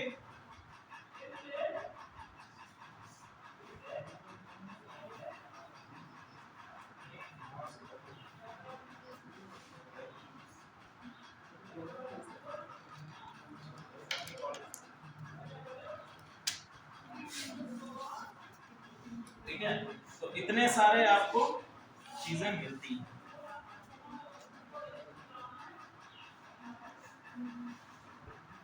ये तो हमने बात करी किसकी, कि चंद्रगुप्त के ओरिजिन की, कि चंद्रगुप्त के उद्भव के बारे में क्या क्या आपकी परिकल्पनाएं हैं और इतिहासकारों के द्वारा क्या क्या चीजें बताई गई। तो एस्टैब्लिशमेंट पूर्ण रूप से हम इनके ओरिजिन का नहीं कर पाते हैं कि एक ओरिजिन इनका क्या है, ठीक है। इतिहासकारों के अलग अलग मत हैं, तो उसी पर हम एक एस्टैब्लिशमेंट अभी भी नहीं हो पाया। जब इतिहासकार नहीं कर पाए तो हमें भी नहीं करना है, ठीक है।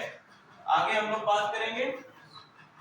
सबसे पहला काम चंद्रगुप्त मौर्य ने क्या किया, यूनिफिकेशन करने का किया है। और यूनिफिकेशन करने के लिए क्या चाहिए होगी, सैन्य शक्ति चाहिए होगी, और सैन्य शक्ति के लिए सेना का विकास करना होगा। सेना में लोगों को क्या करना होगा, एडमिट करना होगा। एक स्थायी सेना की आवश्यकता होगी, तो स्थायी सेना बनाने का काम चंद्रगुप्त मौर्य ने किया।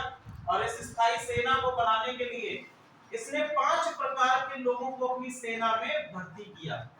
सबसे पहले इसने काम किया, क्या किया, जो कि साम्राज्य में रहने वाले चोर थे, ठीक है, जितने भी आपके चोर वगैरह थे सबको पकड़वाया और उनसे कहा कि आप हमारी सेना में सैनिक की तरह क्या करेंगे, अब से कार्य करेंगे, ठीक है। तो इससे क्या हुआ, पहली चीज तो समाज में अराजकता की कमी आई, दूसरी चीज इसकी सेना भी संगठित हुई। जितने भी आपके चोर हैं, साथ ही साथ डकैत हैं, बागी हैं, इन सभी को पकड़वा के सेना में भर्ती करा दी। इसके बाद समाज के जो मलेच्छ जनजाति है, जाति जो है मलेच्छ जाति है, उसको भी सेना में भर्ती कराने का काम किया। उनसे क्या हुआ, इनका उद्धार हुआ, साथ ही साथ इनका अपलिफ्टमेंट हुआ। मलेच्छ का मतलब होता है जो आपके ऐसे कार्य कर रहे हैं, जैसे आपका मल उठाने का कार्य है समाज में, ये सारी चीजें जो है वो सारे मलेच्छ जाति के अंतर्गत आती हैं।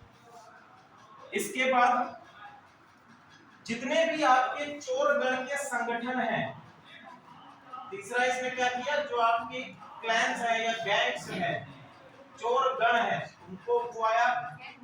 चौथा जंगली लोगों को, फॉरेस्टर्स,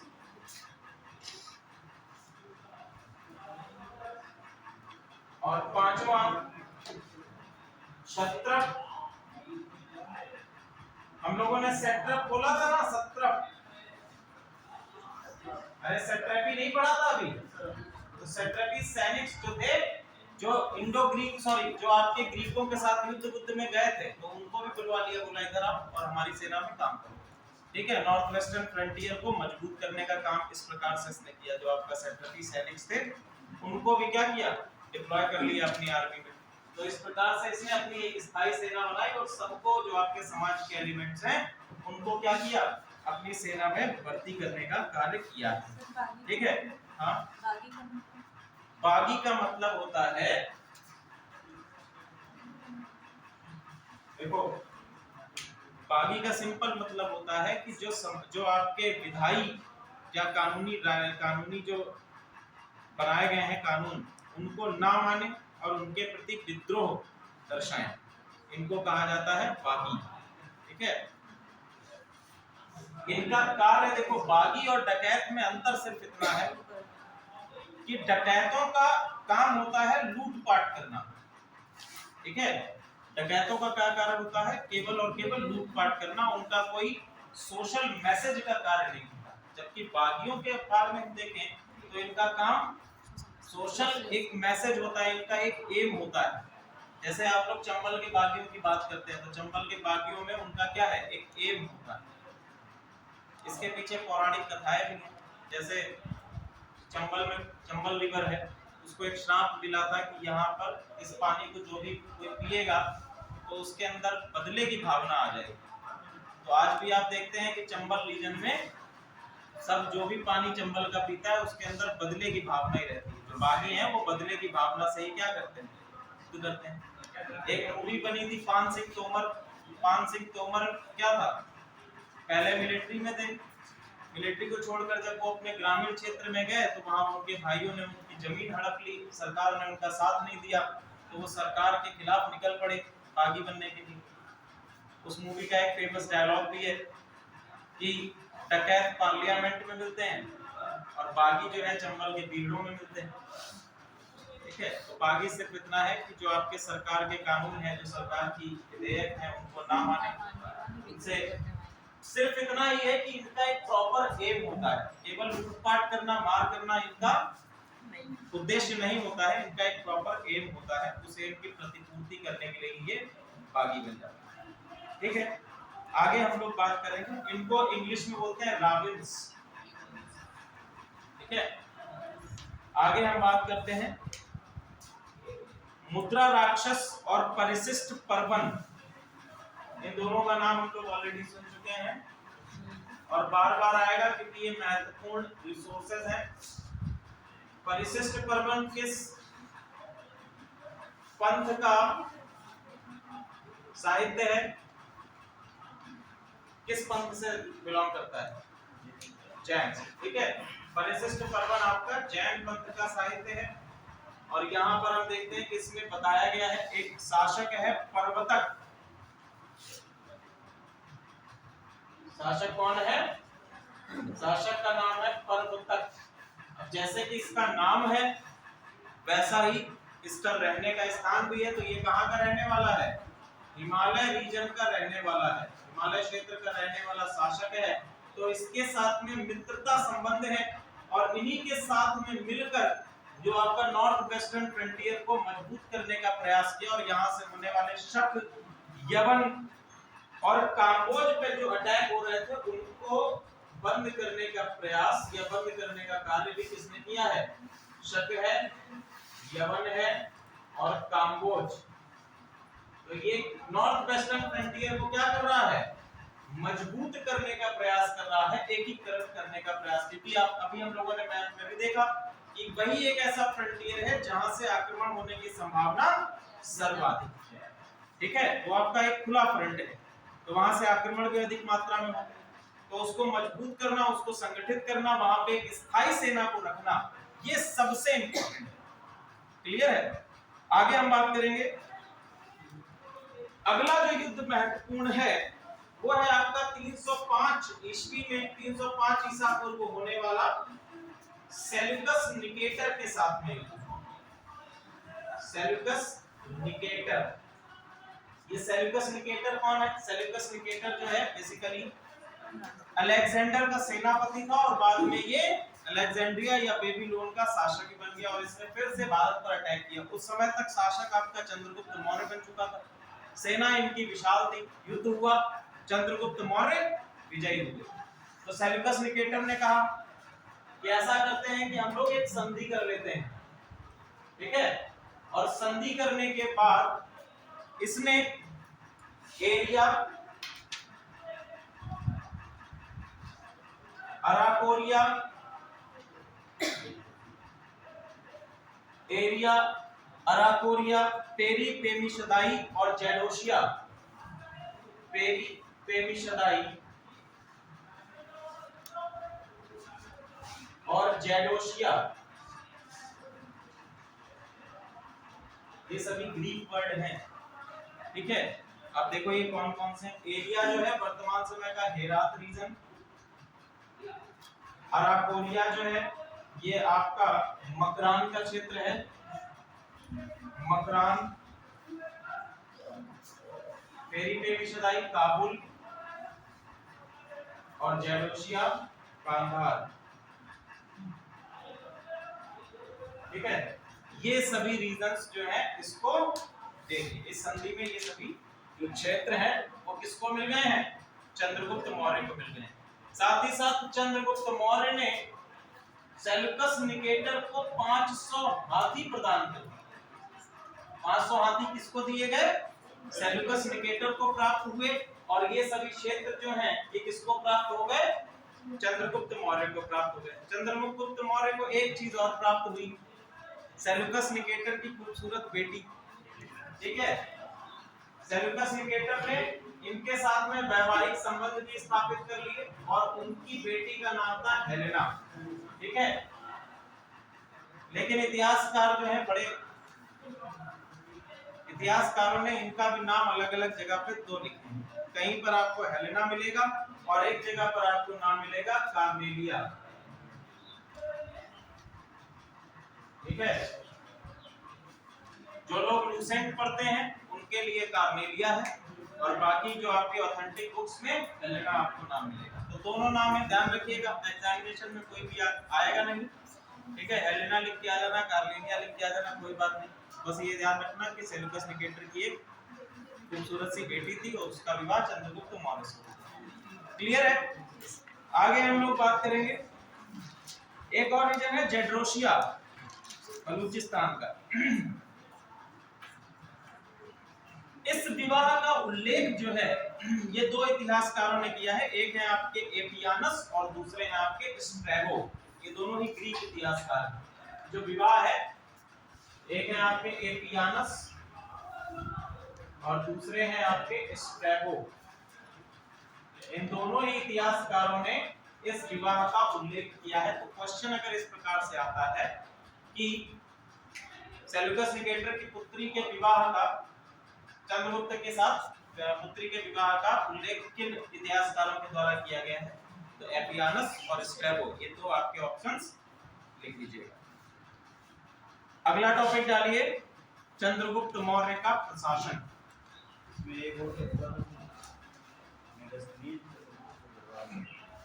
आगे आ मैगस्थनीज तो ट्रैवलर में आएगा, उसको पढ़ लीजिए। दरबार के साथ तो यहीं पर लिख लीजिए एक, या ये तथ्य भी लिख लीजिए कि सेल्यूकस निकेटर के साथ में मैगस्थनीज चंद्रगुप्त मौर्य के दरबार में आया। तो आएगा एक बार।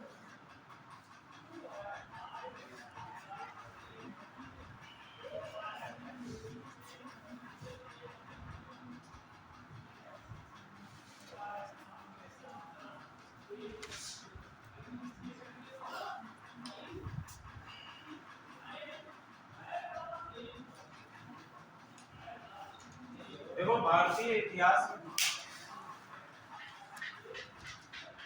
अभी हम लोग जो पढ़ रहे थे भारतीय और आपका जो फारसी इतिहास है, जिंदवेस्ता है, इसमें कई सारी सिमिलैरिटीज भी, बहुत सारी आपको सिमिलैरिटीज दिखाई देंगी। जो भारतीय देवता हैं उनको जिंदवेस्ता में एक नेगेटिव एंटिटी के तौर पर बताया गया है, या इतिहासकारों के द्वारा ऐसा एक परिकल्पना कर ली गई है, ये हम कह सकते हैं। जैसे एक वर्ड है असुर, ये हमको कहां पर मिलता है, ऋग्वेद में मिलता है। दूसरा वर्ड है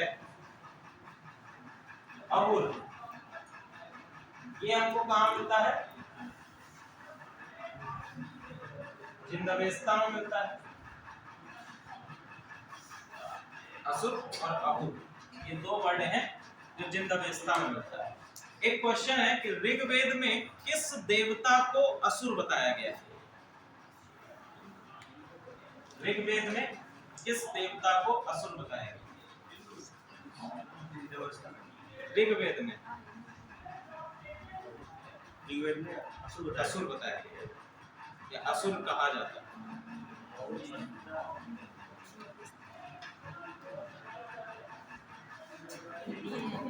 इंद्र को, ठीक है। तो ऋग्वेद में इंद्र को असुर बताया गया। कारण क्या है? क्या? नहीं, इसके पीछे सबसे बहुत अच्छा कारण, देखो कारण समझोगे तो और हंसी है। देखो एक वर्ड है सुर और सुर का ही क्या अपोजिट है? असुर। तो सुर क्या है? सिंपल क्या है? एक प्रकार का, हमने आपको बताया था कि मूंज बंद चोटी से प्राप्त होने वाला क्या था? सोमरस, या जिसको ये लोग सुरा बोलते थे, सुरा, ठीक है। उसी से क्या है? सुर बना। पहले क्या है? जौ। ये बेसिकली आप लोग पहाड़ी रीजन्स में देखेंगे, जो आपके हिमालयन रीजन्स हैं वहां पर आज भी देखेंगे देवताओं को समर्पित करा जाता है, ठीक है। जो आपका एक लिकर है एक प्रकार का, बेसिकली ये वो लिकर नहीं जो हम लोग वर्तमान समय में शॉप्स में बिकता हुआ देखते हैं। ये उस प्रकार की एक पेय पदार्थ है जो कि आपका बनाया जाता है अनाज से। सबसे पहले जैसे जौ से बनाया है, कहीं पर इसको छंग बोलते हैं, ठीक है, कहीं पर इसको लुगड़ी बोलते हैं। चावल के जो हिमालयन रीजन बनती है लुगड़ी, चावल से बनाई जाती है। तो ये देवताओं को अर्पित करी जाती है रिचुअल्स में। तो जो ऐसे देवता जो सुर का पान करते हैं उनको कहा गया सुर, और जिन्होंने पान नहीं किया उनको कहा गया क्या? असुर। तो ऋग्वेद के एक देवता है इंद्र, तो इन्होंने सुर का पान नहीं किया, तो इसको उपाधि दी गई है, किसकी? असुर की उपाधि दी गई। यही वर्ड जो है हमने आपसे कहा था कि फारसी भाषा में आपका क्या है? सा को हा पढ़ा जाता है, तो क्या हो गया? अहुर हो गया, ठीक है। तो यहाँ पर भी एक देवता है मित्र, ठीक है, जो इंद्र के सिमिलर माने जाते हैं, इनको भी अहुर की उपाधि दी गई है। रीजन वही है सेम, ठीक है। तो ये कुछ सिमिलैरिटीज हैं जो जिंदवेस्ता और हमारे ऋग्वेद में प्राप्त होती है, ठीक है। और भी कई सारी सिमिलैरिटीज आपको मिलेंगी, ध्यान आती रहेंगी, बताते रहेंगे। तुर्की में जो शिलालेख मिला था कई सारे जो है उसमें देवताओं का उल्लेख है। आगे हम लोग बात करेंगे एडमिनिस्ट्रेशन, ठीक है। तो एडमिनिस्ट्रेशन में सबसे पहले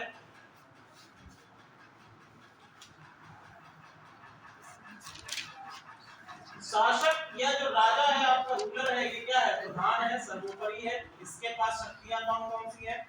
शासक के पास सबसे पहला कि सैन्य शक्तियां केंद्रीकृत किसमें है? शासक में। साथ ही साथ न्यायिक शक्तियां, इसके बाद विधायी शक्तियां या कानून बनाने की जो पावर है वो भी आपके शासक के पास है, राजा के पास ही है। और कार्यकारी शक्तियां भी, एग्जीक्यूटिव पावर्स भी किसके पास रहेंगी? राजा के पास या शासक के पास ही रहेंगी। साथ ही साथ आपके चंद्रगुप्त मौर्य के समय में शासन या हम लोग आपका जो साम्राज्य है, साम्राज्य का विभाजन हमको इकाइयों में देखने को मिलता है। डिफरेंट इकाइयां, प्रशासनिक इकाइयां, उसमें देखने को मिलता है। और इनको क्या कहा गया? प्रांत कहा गया, प्रोविंसेस कहा गया। और यहाँ पर जो आपके अधिकारी हैं उनको हम लोगों ने गवर्नर कहा है। यहाँ पर डिफरेंट आपके गवर्नर या सिंपल हम लोग इनको क्या कहते हैं? अमात्य बोलते हैं। क्या है? अमात्य। इनकी नियुक्ति की गई है ताकि यहाँ पर प्रशासन को सुचारू रूप से चलाया जा सके, ठीक है। इसके बाद स्थानीय स्वशासन चलाने के लिए स्थानीय शासन, स्थानीय शासन का मतलब समझ पा रहे हैं आप लोग? जैसे हम लोग म्युनिसिपल कमेटी, म्युनिसिपल कॉर्पोरेशन देखते हैं, तो स्थानीय स्तर पर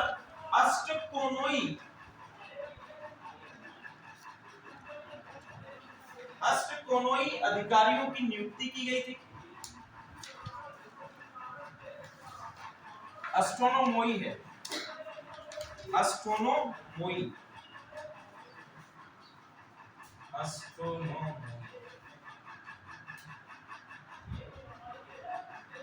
ठीक है। अस्ट्रोनोमोई ये आपका स्थानिक स्वशासन की इकाइयां है, स्थानीय कार्यकारी परिषद है, ऐसे कह सकते हैं, स्थानीय कार्यकारी परिषद। इनका सिंपल काम क्या था कि आपके लोकल स्तर पर साफ सफाई की व्यवस्था करना, सड़कों की सुचारू रूप से व्यवस्था, ये सभी चीजें क्या थी इनके अंतर्गत आती हैं। स्वास्थ्य है, शिक्षा है, ये सभी इनके कार्य हैं। जिला प्रशासन को हम लोगों ने अग्रनोमोई के नाम से जानते हैं। जिला प्रशासन किसके अंतर्गत है, या जिला प्रशासन जो है उसको नाम दिया गया है अग्रनोमोई,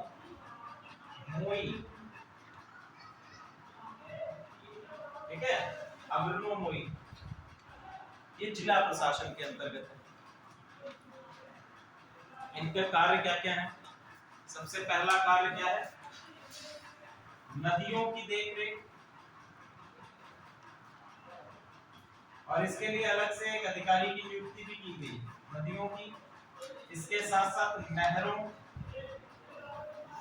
का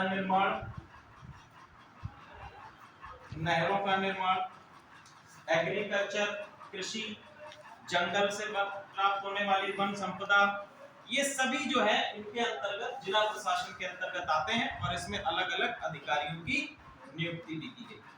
अगर हम लोग बात करें चंद्रगुप्त के सैन्य शक्ति की, तो चंद्रगुप्त की सैन्य शक्तियों में हम लोग पाएंगे कि लगभग 6 लाख पैदल सैनिक इसकी सैन्य शक्तियों में हैं। जिसके पास इतनी बड़ी सेना, तो जाहिर सी बात है सैन्य शक्ति उसकी बड़ी है।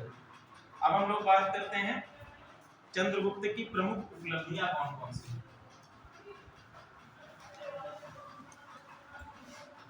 आर्ट एंड कल्चर अभी हम नहीं उठा रहे हैं, ध्यान रखिएगा, आर्ट एंड कल्चर अलग से पढ़ाएंगे।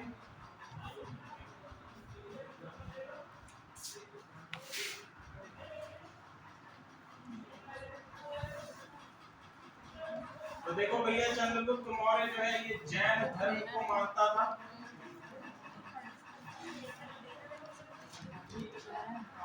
तो सबसे पहला काम इसने क्या किया कि जैन धर्म का प्रचार प्रसार किया। जैन धर्म का अनुयायी था, ठीक है। जब मगध में 12 वर्ष का अकाल पड़ा, तो 12 वर्ष का अकाल पड़ने से इसको काफी मन में दुख हुआ।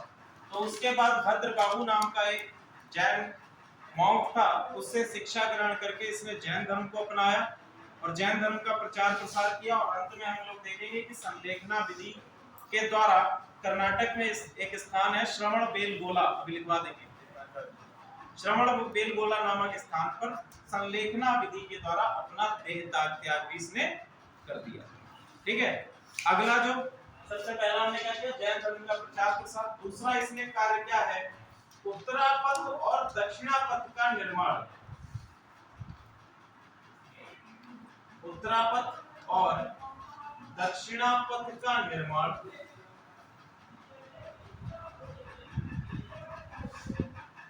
कराया। अब देखो भैया,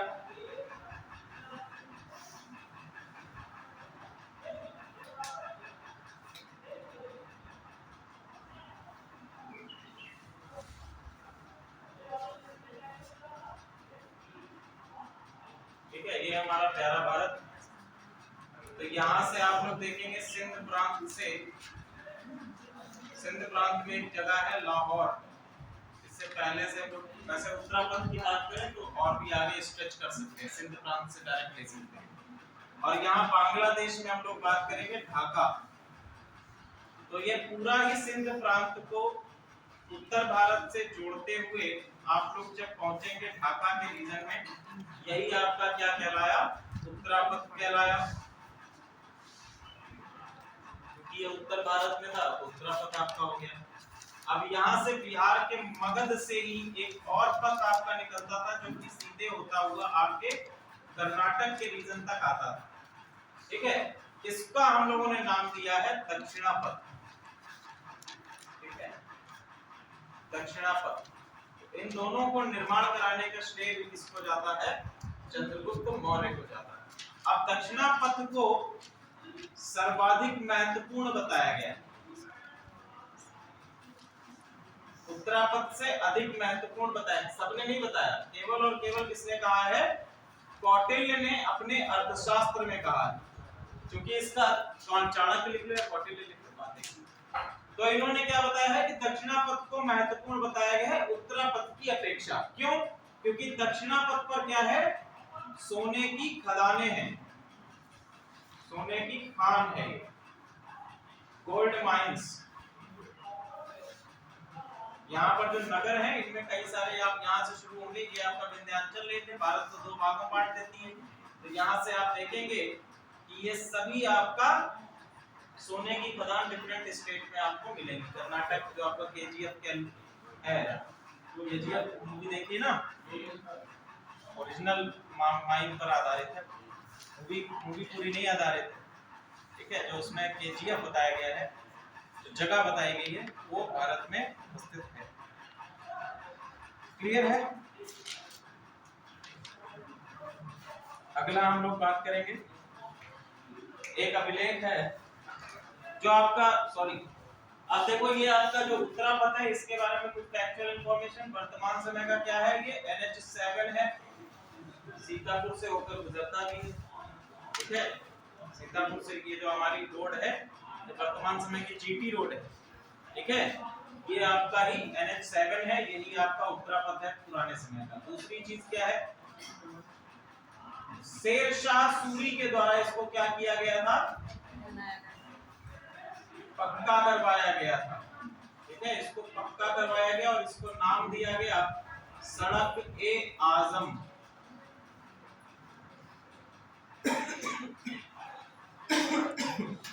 सड़क-ए-आजम का नाम दिया गया और इसको एक और नाम से बुलाया गया, बादशाही सड़क, बादशाही सड़क।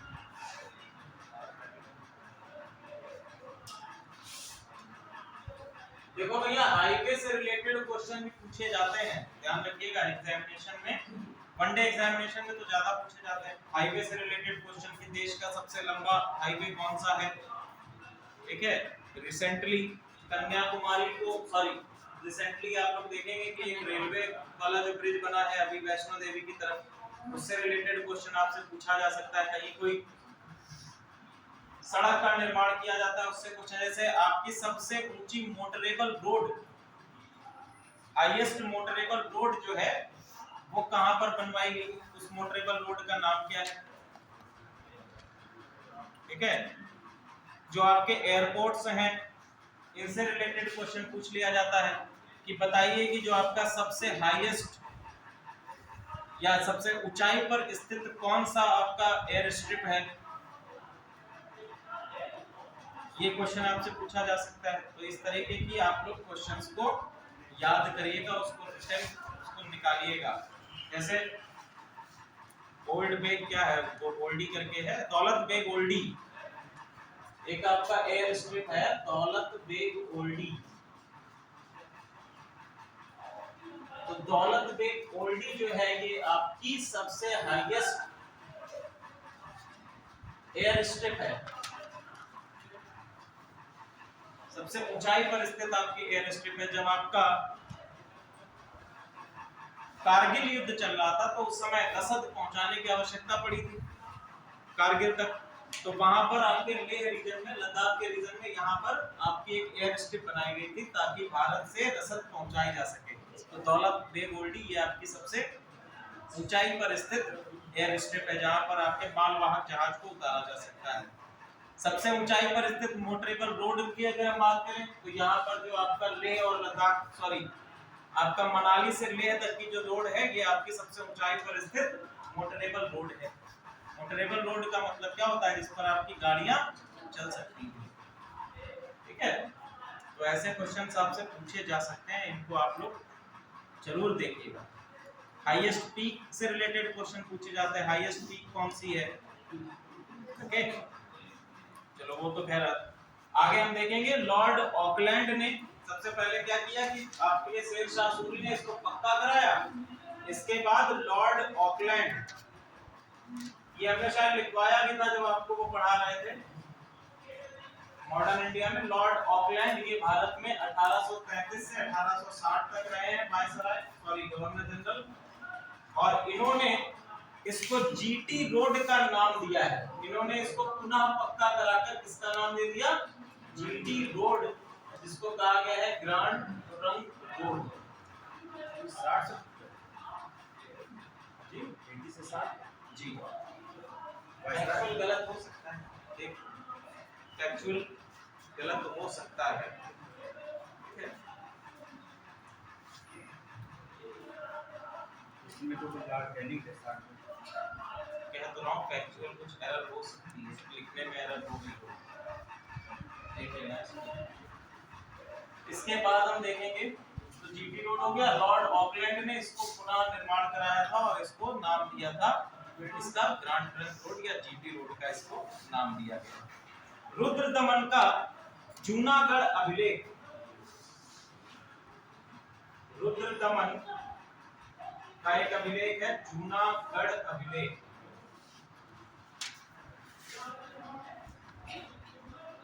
तो भैया जूनागढ़ अभिलेख रुद्रदमन से संबंधित है और इस अभिलेख में चंद्रगुप्त के पश्चिम विजय की बात करी गई है। पश्चिम विजय, देखो भैया जूनागढ़ कहाँ है? गुजरात के सौराष्ट्र क्षेत्र में लगभग यहाँ पर, ठीक है जूनागढ़। तो जूनागढ़ बेसिकली भारत के पश्चिमी हिस्से में है। तो यहाँ पर जो आपके पश्चिमी हिस्से को विजय करने का यह अभियान है, इसमें हमको किसमें मिलता है? रुद्रदमन के जूनागढ़ अभिलेख में मिलता है, ठीक है। तो ये क्वेश्चन आपका एस्टैब्लिश हो गया। इसी अभिलेख में पहली बार हम इसका नाम देखते हैं चंद्रगुप्त, ठीक है। प्रथम बार इसका नाम क्या देखते हैं? चंद्रगुप्त नाम देखते हैं रुद्रदमन के जूनागढ़ अभिलेख में। इससे पहले यूरोपीय इतिहासकार जो है, यूरोपीय इतिहासकारों ने इसको नाम दिया है एंड्रोकोटस। यूरोपीय इतिहासकारों के इतिहास में आप देखेंगे कि चंद्रगुप्त मौर्य को एंड्रोकोटस के नाम से बताया गया, ठीक है। अब हम बात करेंगे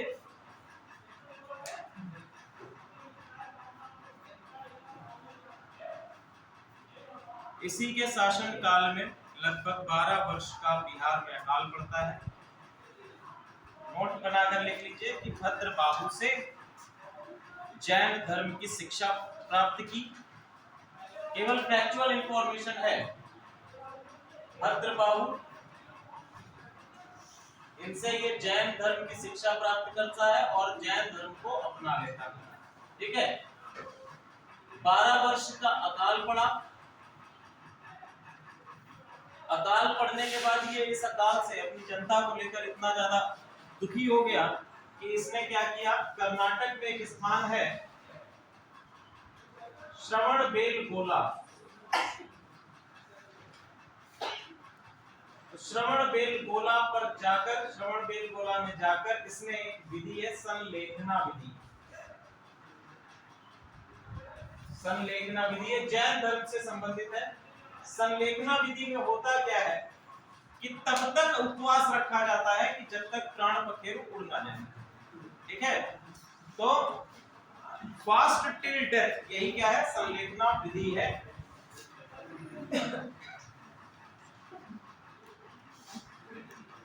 तब तक उपवास रखिए जब तक आपकी मृत्यु ना हो जाए, यही आपकी संलेखना विधि है। और इसी विधि के द्वारा इसने अपने प्राण त्याग दिए।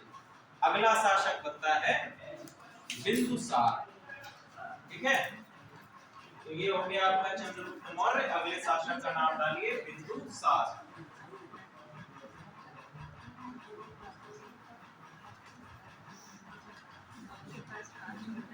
देखिए बिंदुसार की इतनी कोई ज्यादा उपलब्धियां नहीं है।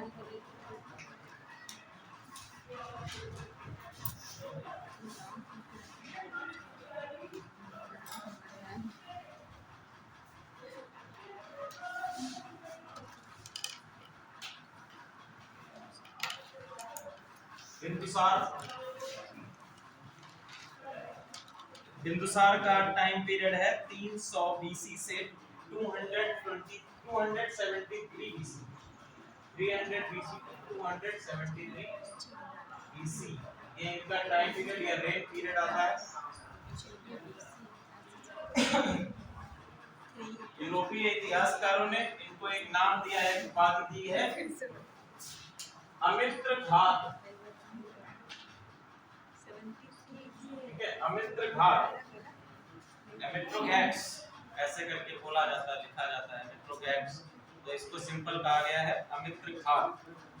तो देखो भैया, इसने जो है एक काम अच्छा किया, चंद्रगुप्त मौर्य ने एक स्टेबिलिटी प्रदान करी थी, एक एकीकृत सत्ता की स्थापना करी। इसने क्या किया कि सबसे इंपॉर्टेंट काम किया, विदेशों के साथ संबंध बनाए रखे। विदेशी संबंध ही है इसके रिलेटेड, बाकी ज्यादा कुछ नहीं। पहला काम इसने क्या किया हम लोग देखेंगे, सीरिया के साथ में। तो इसके समय में सीरिया का शासक है एंटियोकस प्रथम, शासक है एंटियोकस प्रथम।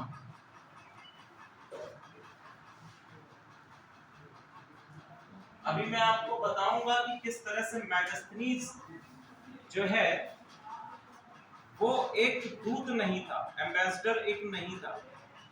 आइए बताऊंगा किस प्रकार से। एंटियोकस प्रथम शासक है और ये अपना एक राजदूत भेजता है, एंटियोकिट्स, अपना एक राजदूत भेजता है एंटियोकिट्स।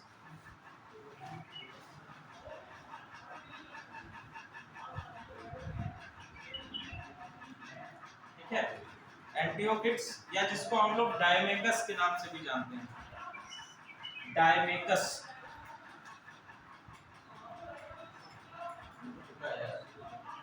ठीक है, अब देखो जब ये राजदूत पहुंचता है बिंदुसार के दरबार में, तो वहां पर बिंदुसार कहता है कि देखो भैया, हमें 3 चीजें प्रदान कर दो।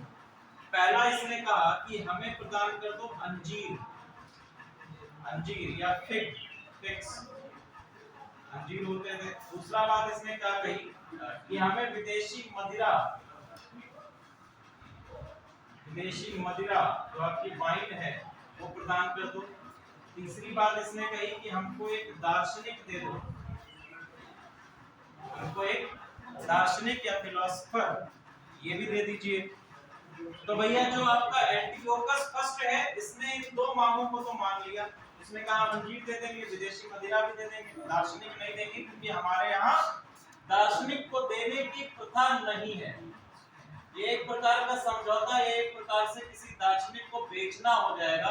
क्योंकि हमने क्या कर रखा है, हमने इनके संरक्षण की बात कर रखी है, तो हमारा इनका संरक्षण करना हमारा क्या है, कर्तव्य है। और हम अपने दार्शनिक को आपके दरबार में नहीं दे सकते। ठीक है, आप ये 2 चीजें अंजीर और शराब ले लो। तो विदेशी मदिरा को भारत में लाने का श्रेय भी किसको जाता है, बिंदुसार को जाता है। ठीक है, विदेशी मदिरा का आयात भारत में बिंदुसार के समय से शुरू हुआ। अगला हम देखते हैं इजिप्ट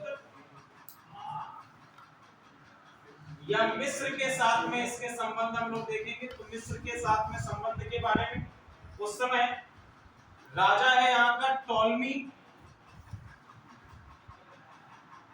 टॉलमी सेकंड फिलाडेल्फस। शासक कौन है, टॉलमी सेकंड फिलाडेल्फस।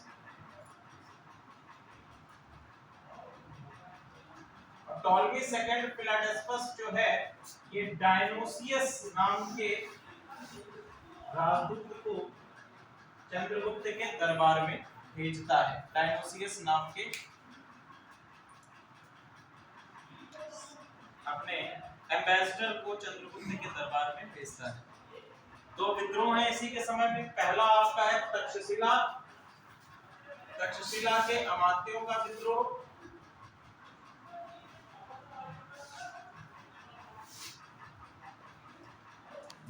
अमात्यों का विद्रोह, और दूसरा है आपका कन्नौज का विद्रोह, कन्नौज का विद्रोह। तो भैया देखो जब तक्षशिला में अमात्यों का विद्रोह हुआ उस समय पर जो आपका अशोक है ये अवंती का अमात्य था, या अवंती में डिप्लॉयड था। अवंती में इसका सेंटर जो था वो है विदिशा। अवंती के क्षेत्र में एक स्थान है विदिशा। विदिशा को केंद्र बनाकर अशोक को वहां पर डिप्लॉय किया गया था। उसी समय पर तक्षशिला में अमात्यों का विद्रोह हो गया तो अशोक को बिंदुसार ने तक्षशिला में अमात्यों के विद्रोह को दबाने के लिए भेजा। ठीक है। अशोक की अगर हम बात करें तो अशोक शासक बनता है 273 बीसी में। 273 बीसी में शासक बनता है। इसने शासन तो अपना 273 बीसी में ग्रहण कर लिया, लेकिन जो इसकी कोरोनेशन का टाइम है, जो इसके राज्याभिषेक का टाइम है, वो है आपका 269। अशोक का राज्याभिषेक जो है, कोरोनेशन जो है 269 बीसी में होता है। ध्यान रखिएगा, क्वेश्चन बनता है तो 273 पे टिक लगाकर मत चले आइएगा। कोरोनेशन इसका 269 बीसी में राज्याभिषेक हुआ है। ठीक है। बौद्ध ग्रंथ विद्यावदान की एक अवधारणा है। बौद्ध ग्रंथ है आपका विद्यावदान। उसमें ये बताया गया है कि अशोक ने अपने 100 भाइयों को मारकर थ्रोन हासिल किया या शासन हासिल किया। कौन सा ग्रंथ है? बौद्ध ग्रंथ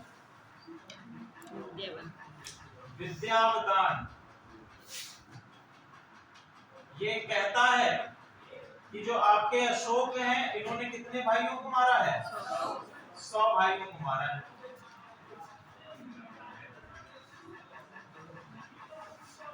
क्या ये बात सही है, सत्य है? ठीक है। हाँ, नहीं सत्य है? क्या ये बात सत्य है? पता नहीं। नहीं, हम कह सकते हैं ना ये बात नहीं सत्य है, क्योंकि एक शिलालेख है, 5वां शिलालेख। तो अशोक अपने 5वें शिलालेख में अपने कुछ भाइयों के नाम बता रहा है और उनके जीवित होने की बात भी कर रहा है। कौन कौन से हैं भाई उनके भाई? तो 5वें शिलालेख में इसने कहा है कि एक हमारा भाई है सुषमा। हाँ भाई, भाई है या बहन? जीवित होने की बात करिए। पहला इसने कहा है सुषमा, दूसरा है विकट शोक, दूसरा एक और नाम मिलता है विकट शोक। और इस विकट शोक को जो आपके श्रीलंका के कथाएं हैं, श्रीलंकन गाथाएं हैं, उसमें इसका नाम बताया गया है सुमन। सुमन इनका नाम बताया गया है। और एक और इनके भाई हैं जिनका नाम मिलता है तिस्या या तिस। तो इसके आधार पर हम कह सकते हैं कि अशोक ने अपने 100 भाइयों की हत्या नहीं की है, क्योंकि 5वें शिलालेख में अपने भाइयों के जीवित होने की बात कर रहा है। ठीक है। तो मतलब कि इसका निष्कर्ष हम ये निकाल सकते हैं कि थ्रोन को हासिल करने के लिए उसने 100 भाइयों की हत्या नहीं की है। ठीक है। हम लोगों ने बात करी कि शासक बनता है 273 बीसी में, 269 बीसी में इसका राज्याभिषेक होता है। इसके बाद जो महत्वपूर्ण सोर्सेज हैं, स्रोत हैं अशोक के बारे में,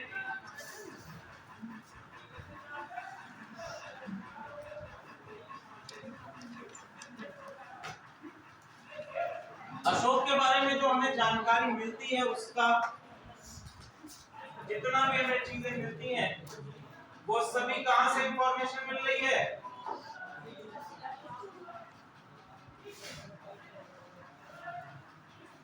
जानकारी हमें प्राप्त हो रही है अशोक के अभिलेखों से। अशोक के जितने भी अभिलेख हैं उनसे हमें जानकारी प्राप्त हो रही है अशोक के विषय में, अशोक के शासन काल के विषय में जानकारी प्राप्त हो रही है। अब देखो, अशोक को कुछ उपाधियां भी दी गई हैं। अशोक का मूल नाम लिखिए देवनामपीय। देवनामपीय इसका मूल नाम है।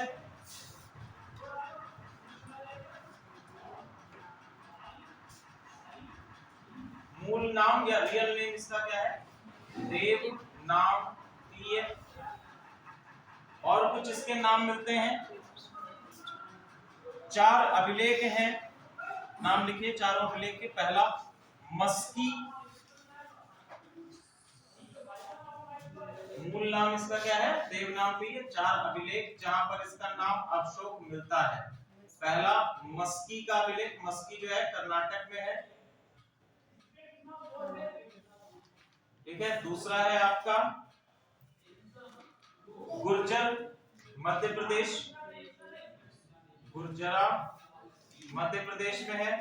दूसरा है, इसके बाद तीसरा है आपका नेतूर, नेतूर कर्नाटक में है। और चौथा है आपका उदय गोलन, उदय गोलन, ये भी आपका कर्नाटक में है। तो इन सभी अभिलेखों में इसका नाम हमें क्या मिलता है? अशोक मिलता है। मस्की अभिलेख में इसका एक और नाम मिलता है बुद्ध शाक्य। ध्यान रखिएगा, फैक्चुअल इंफॉर्मेशन है कि मस्की अभिलेख में इसको बुद्ध शाक्य के नाम से भी जाना गया है, ठीक है। एक और इसका नाम मिलता है प्रियदर्शी, प्रियदर्शी। तो प्रियदर्शी इसका नाम हमको मिलता है भबरू अभिलेख में, भबरू, या जिसको हम लोग भरतपुर राजस्थान में है ये। तो यहाँ पर जो अभिलेख है, यहाँ से हमको पता चलता है इसका एक और नाम क्या? प्रियदर्शी। ओके, अब देखिए शिलालेख या जो अभिलेख है, हम लोग बात करते हैं कि अशोक के बारे में जानकारी का मुख्य स्रोत है। इनको मुख्यतः या मूलतः हम 4 भागों में बांटते हैं, ठीक है। अभिलेख जो है इनको कितने भागों में बांटा गया है? अशोक के अभिलेखों को हम लोग 4 भागों में बांटते हैं। कहीं पर 3 भागों में, लेकिन हम लोग वैसे 4 भागों में। पहले हैं आपके शिलालेख, शिलालेख है। शिलालेख को 2 भागों में बांटा गया। पहले है आपके बृहद शिलालेख, जो आपके बड़े शिलालेख हैं, और दूसरे हैं आपके लघु या स्मॉल शिलालेख। इसके बाद है 7 इसके फिलर एडिक्ट्स हैं, 7 स्तंभ अभिलेख,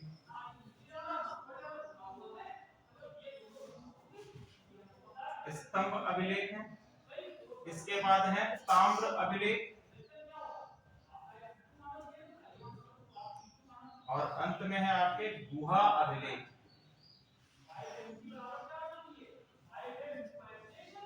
गुहा अभिलेख, ठीक है। तो ये 4 हम अभिलेखों को, अशोक के जितने भी अभिलेख हैं, इंस्क्रिप्शंस हैं, उनको हम लोग 4 भागों में बांट रहे हैं और अलग अलग अभिलेखों को पढ़ेंगे कि किस अभिलेख में क्या बातें बताई गई हैं। इनसे रिलेटेड क्वेश्चन भी पूछे जाते हैं आपसे, ठीक है। अगर हम लोग बात करें बृहद अभिलेखों की, तो बृहद अभिलेखों की भाषा प्राकृत है। ये जो आपके बृहद शिलालेख हैं, इनकी भाषा प्राकृत है। और लिपि की बात करें हम लोग, तो इसमें अलग अलग लिपियों का प्रयोग किया गया है। सबसे पहली लिपि है आपकी ब्राह्मी, प्राकृत भाषा है ब्राह्मी। दूसरी है अरामाइक, तीसरी है आपकी खरोष्ठी लिपि, खरोष्ठी लिपि, और चौथी है आपकी यूनानी या ग्रीक, ठीक है। अब देखो ये सभी में नहीं है, हम लोग अलग से बात करेंगे कि किस किस एडिक्ट की भाषा क्या है और उसमें लिपि कौन सी यूज करी गई। उससे रिलेटेड क्वेश्चन आपसे पूछा जा सकता है कि चौथा अभिलेख किस लिपि में लिखा गया है, कौन सा अभिलेख जो है वो आपका बाइलिंगुअल है, दुभाषिया है, ठीक है। दुभाषिया कौन सा लेख है, इस प्रकार से क्वेश्चन पूछे जाते हैं। अब हम लोग बात करते हैं जो आपके 7 अभिलेख हैं, 7 जो आपके स्तंभ अभिलेख हैं। तो ये जो आपके स्तंभ अभिलेख हैं, ये टोटल संख्या इनकी 7 है, इसलिए इनको 7 फिलर एडिक्ट्स कहा जाता है। इनकी अगर भाषा देखें तो इनकी भाषा जो है ये आपकी प्राकृत है, और इनको मुख्यतः लिखा गया है ब्राह्मी लिपि में। लिपि क्या है? ब्राह्मी रहेगी, और ये इन सभी पर भी लागू होता है, नाम अभिलेख भी और आपकी गुहा अभिलेख। जो आपको वैरायटी ऑफ स्क्रिप्ट मिलेगी, वैरायटी ऑफ स्क्रिप्ट केवल और केवल बृहद अभिलेखों या बृहद शिलालेखों के लिए मिलेगी। ठीक है, बाकी लघु और स्तंभ और ताम्र और गुहा अभिलेख जो है ये आपके, इसमें आपको प्राकृत भाषा और लिपि ब्राह्मी मिलती है। क्लियर है यहाँ तक? एक अभी जैसे हमने क्वेश्चन आप लोगों से किया, ये जो है आपका शिलालेख, ये टोपरा, ये मूलतः टोपरा है, लेकिन अभी वर्तमान समय में दिल्ली के क्षेत्र में आपको मिलेगा। दिल्ली के क्षेत्र में ये आपके 7 स्तंभ अभिलेख मिलते हैं। अभी क्वेश्चन हमने पूछा था आपसे, अशोक का कौन सा अभिलेख दुभाषिया है? ठीक है, दुभाषिया अभिलेख। दुभाषिया का मतलब क्या है? बाइलिंगुअल। तो आप लोग नाम लिखिए, दुभाषिया अभिलेख कौन सा है? शरीकुंड कांधार का अभिलेख। शरीकुंड कहां पर है? कांधार में। ये अभिलेख जो है दुभाषिया है आपका। 2 भाषाओं में इसको लिखा गया है। पहली भाषा है यूनानी भाषा और यूनानी लिपि। यूनानी भाषा और लिपि भी कौन सी है? यूनानी।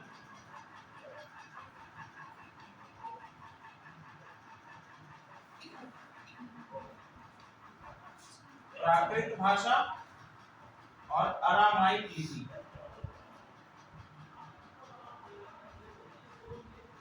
प्राकृत भाषा, अरामाइक लिपि। ठीक है,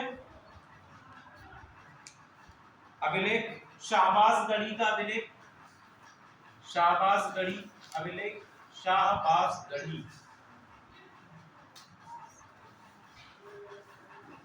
खरोष्टी लिपि,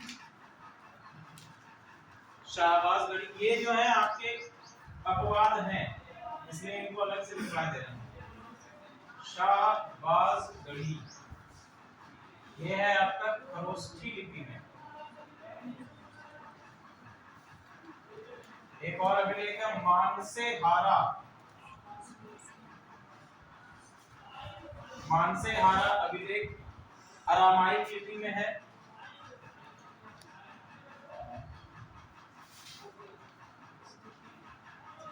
अरामाइक लिपि। और लंघमान काबुल के क्षेत्र में है। लंघमान, लंघमान काबुल के क्षेत्र में है। इसकी लिपि है यूनानी। देखो सिंपल चीज है, अशोक की एक पॉलिसी है कि जनता के साथ में कम्युनिकेशन होना आवश्यक है। तो जनता के साथ में कम्युनिकेशन कैसे होगा? उनकी ही भाषा में बात करके। तो इसने मुख्य रूप से जो आपकी अरामाइक, खरोष्टी या यूनानी, इन लिपियों का प्रयोग किन क्षेत्रों में किया है? जैसे आपके नॉर्थ वेस्टर्न फ्रंटियर है, राजस्थान के क्षेत्र हैं, इंडस के क्षेत्र हैं, काबुल है, कांधार है। इन सभी क्षेत्रों में जो आपके इंस्क्रिप्शन मिलेंगे, उसमें जो लैंग्वेज है वो वहां की लोकल लैंग्वेज या उसी लिपि का प्रयोग किया है जो वहां की जो लोकल जनता है प्रयोग कर रही है, ताकि उनसे कम्युनिकेशन एस्टैब्लिश हो सके। जो आपके उत्तर भारत के क्षेत्र हैं, मगध के रीजन के क्षेत्र हैं, यहाँ पर उसने भाषा कौन सी प्रयोग की है? ब्राह्मी लिपि का प्रयोग किया है, प्राकृत भाषा का प्रयोग किया है। ठीक है, तो ये इनके शिलालेखों के बारे में एक महत्वपूर्ण फैक्ट्स हैं। अब बाकी फैक्ट्स हम लोग अगली क्लास में पढ़ेंगे आप। ठीक है, तब तक के लिए आप लोग तैयारी करते रहिए, एग्जामिनेशन करीब आ रहा है।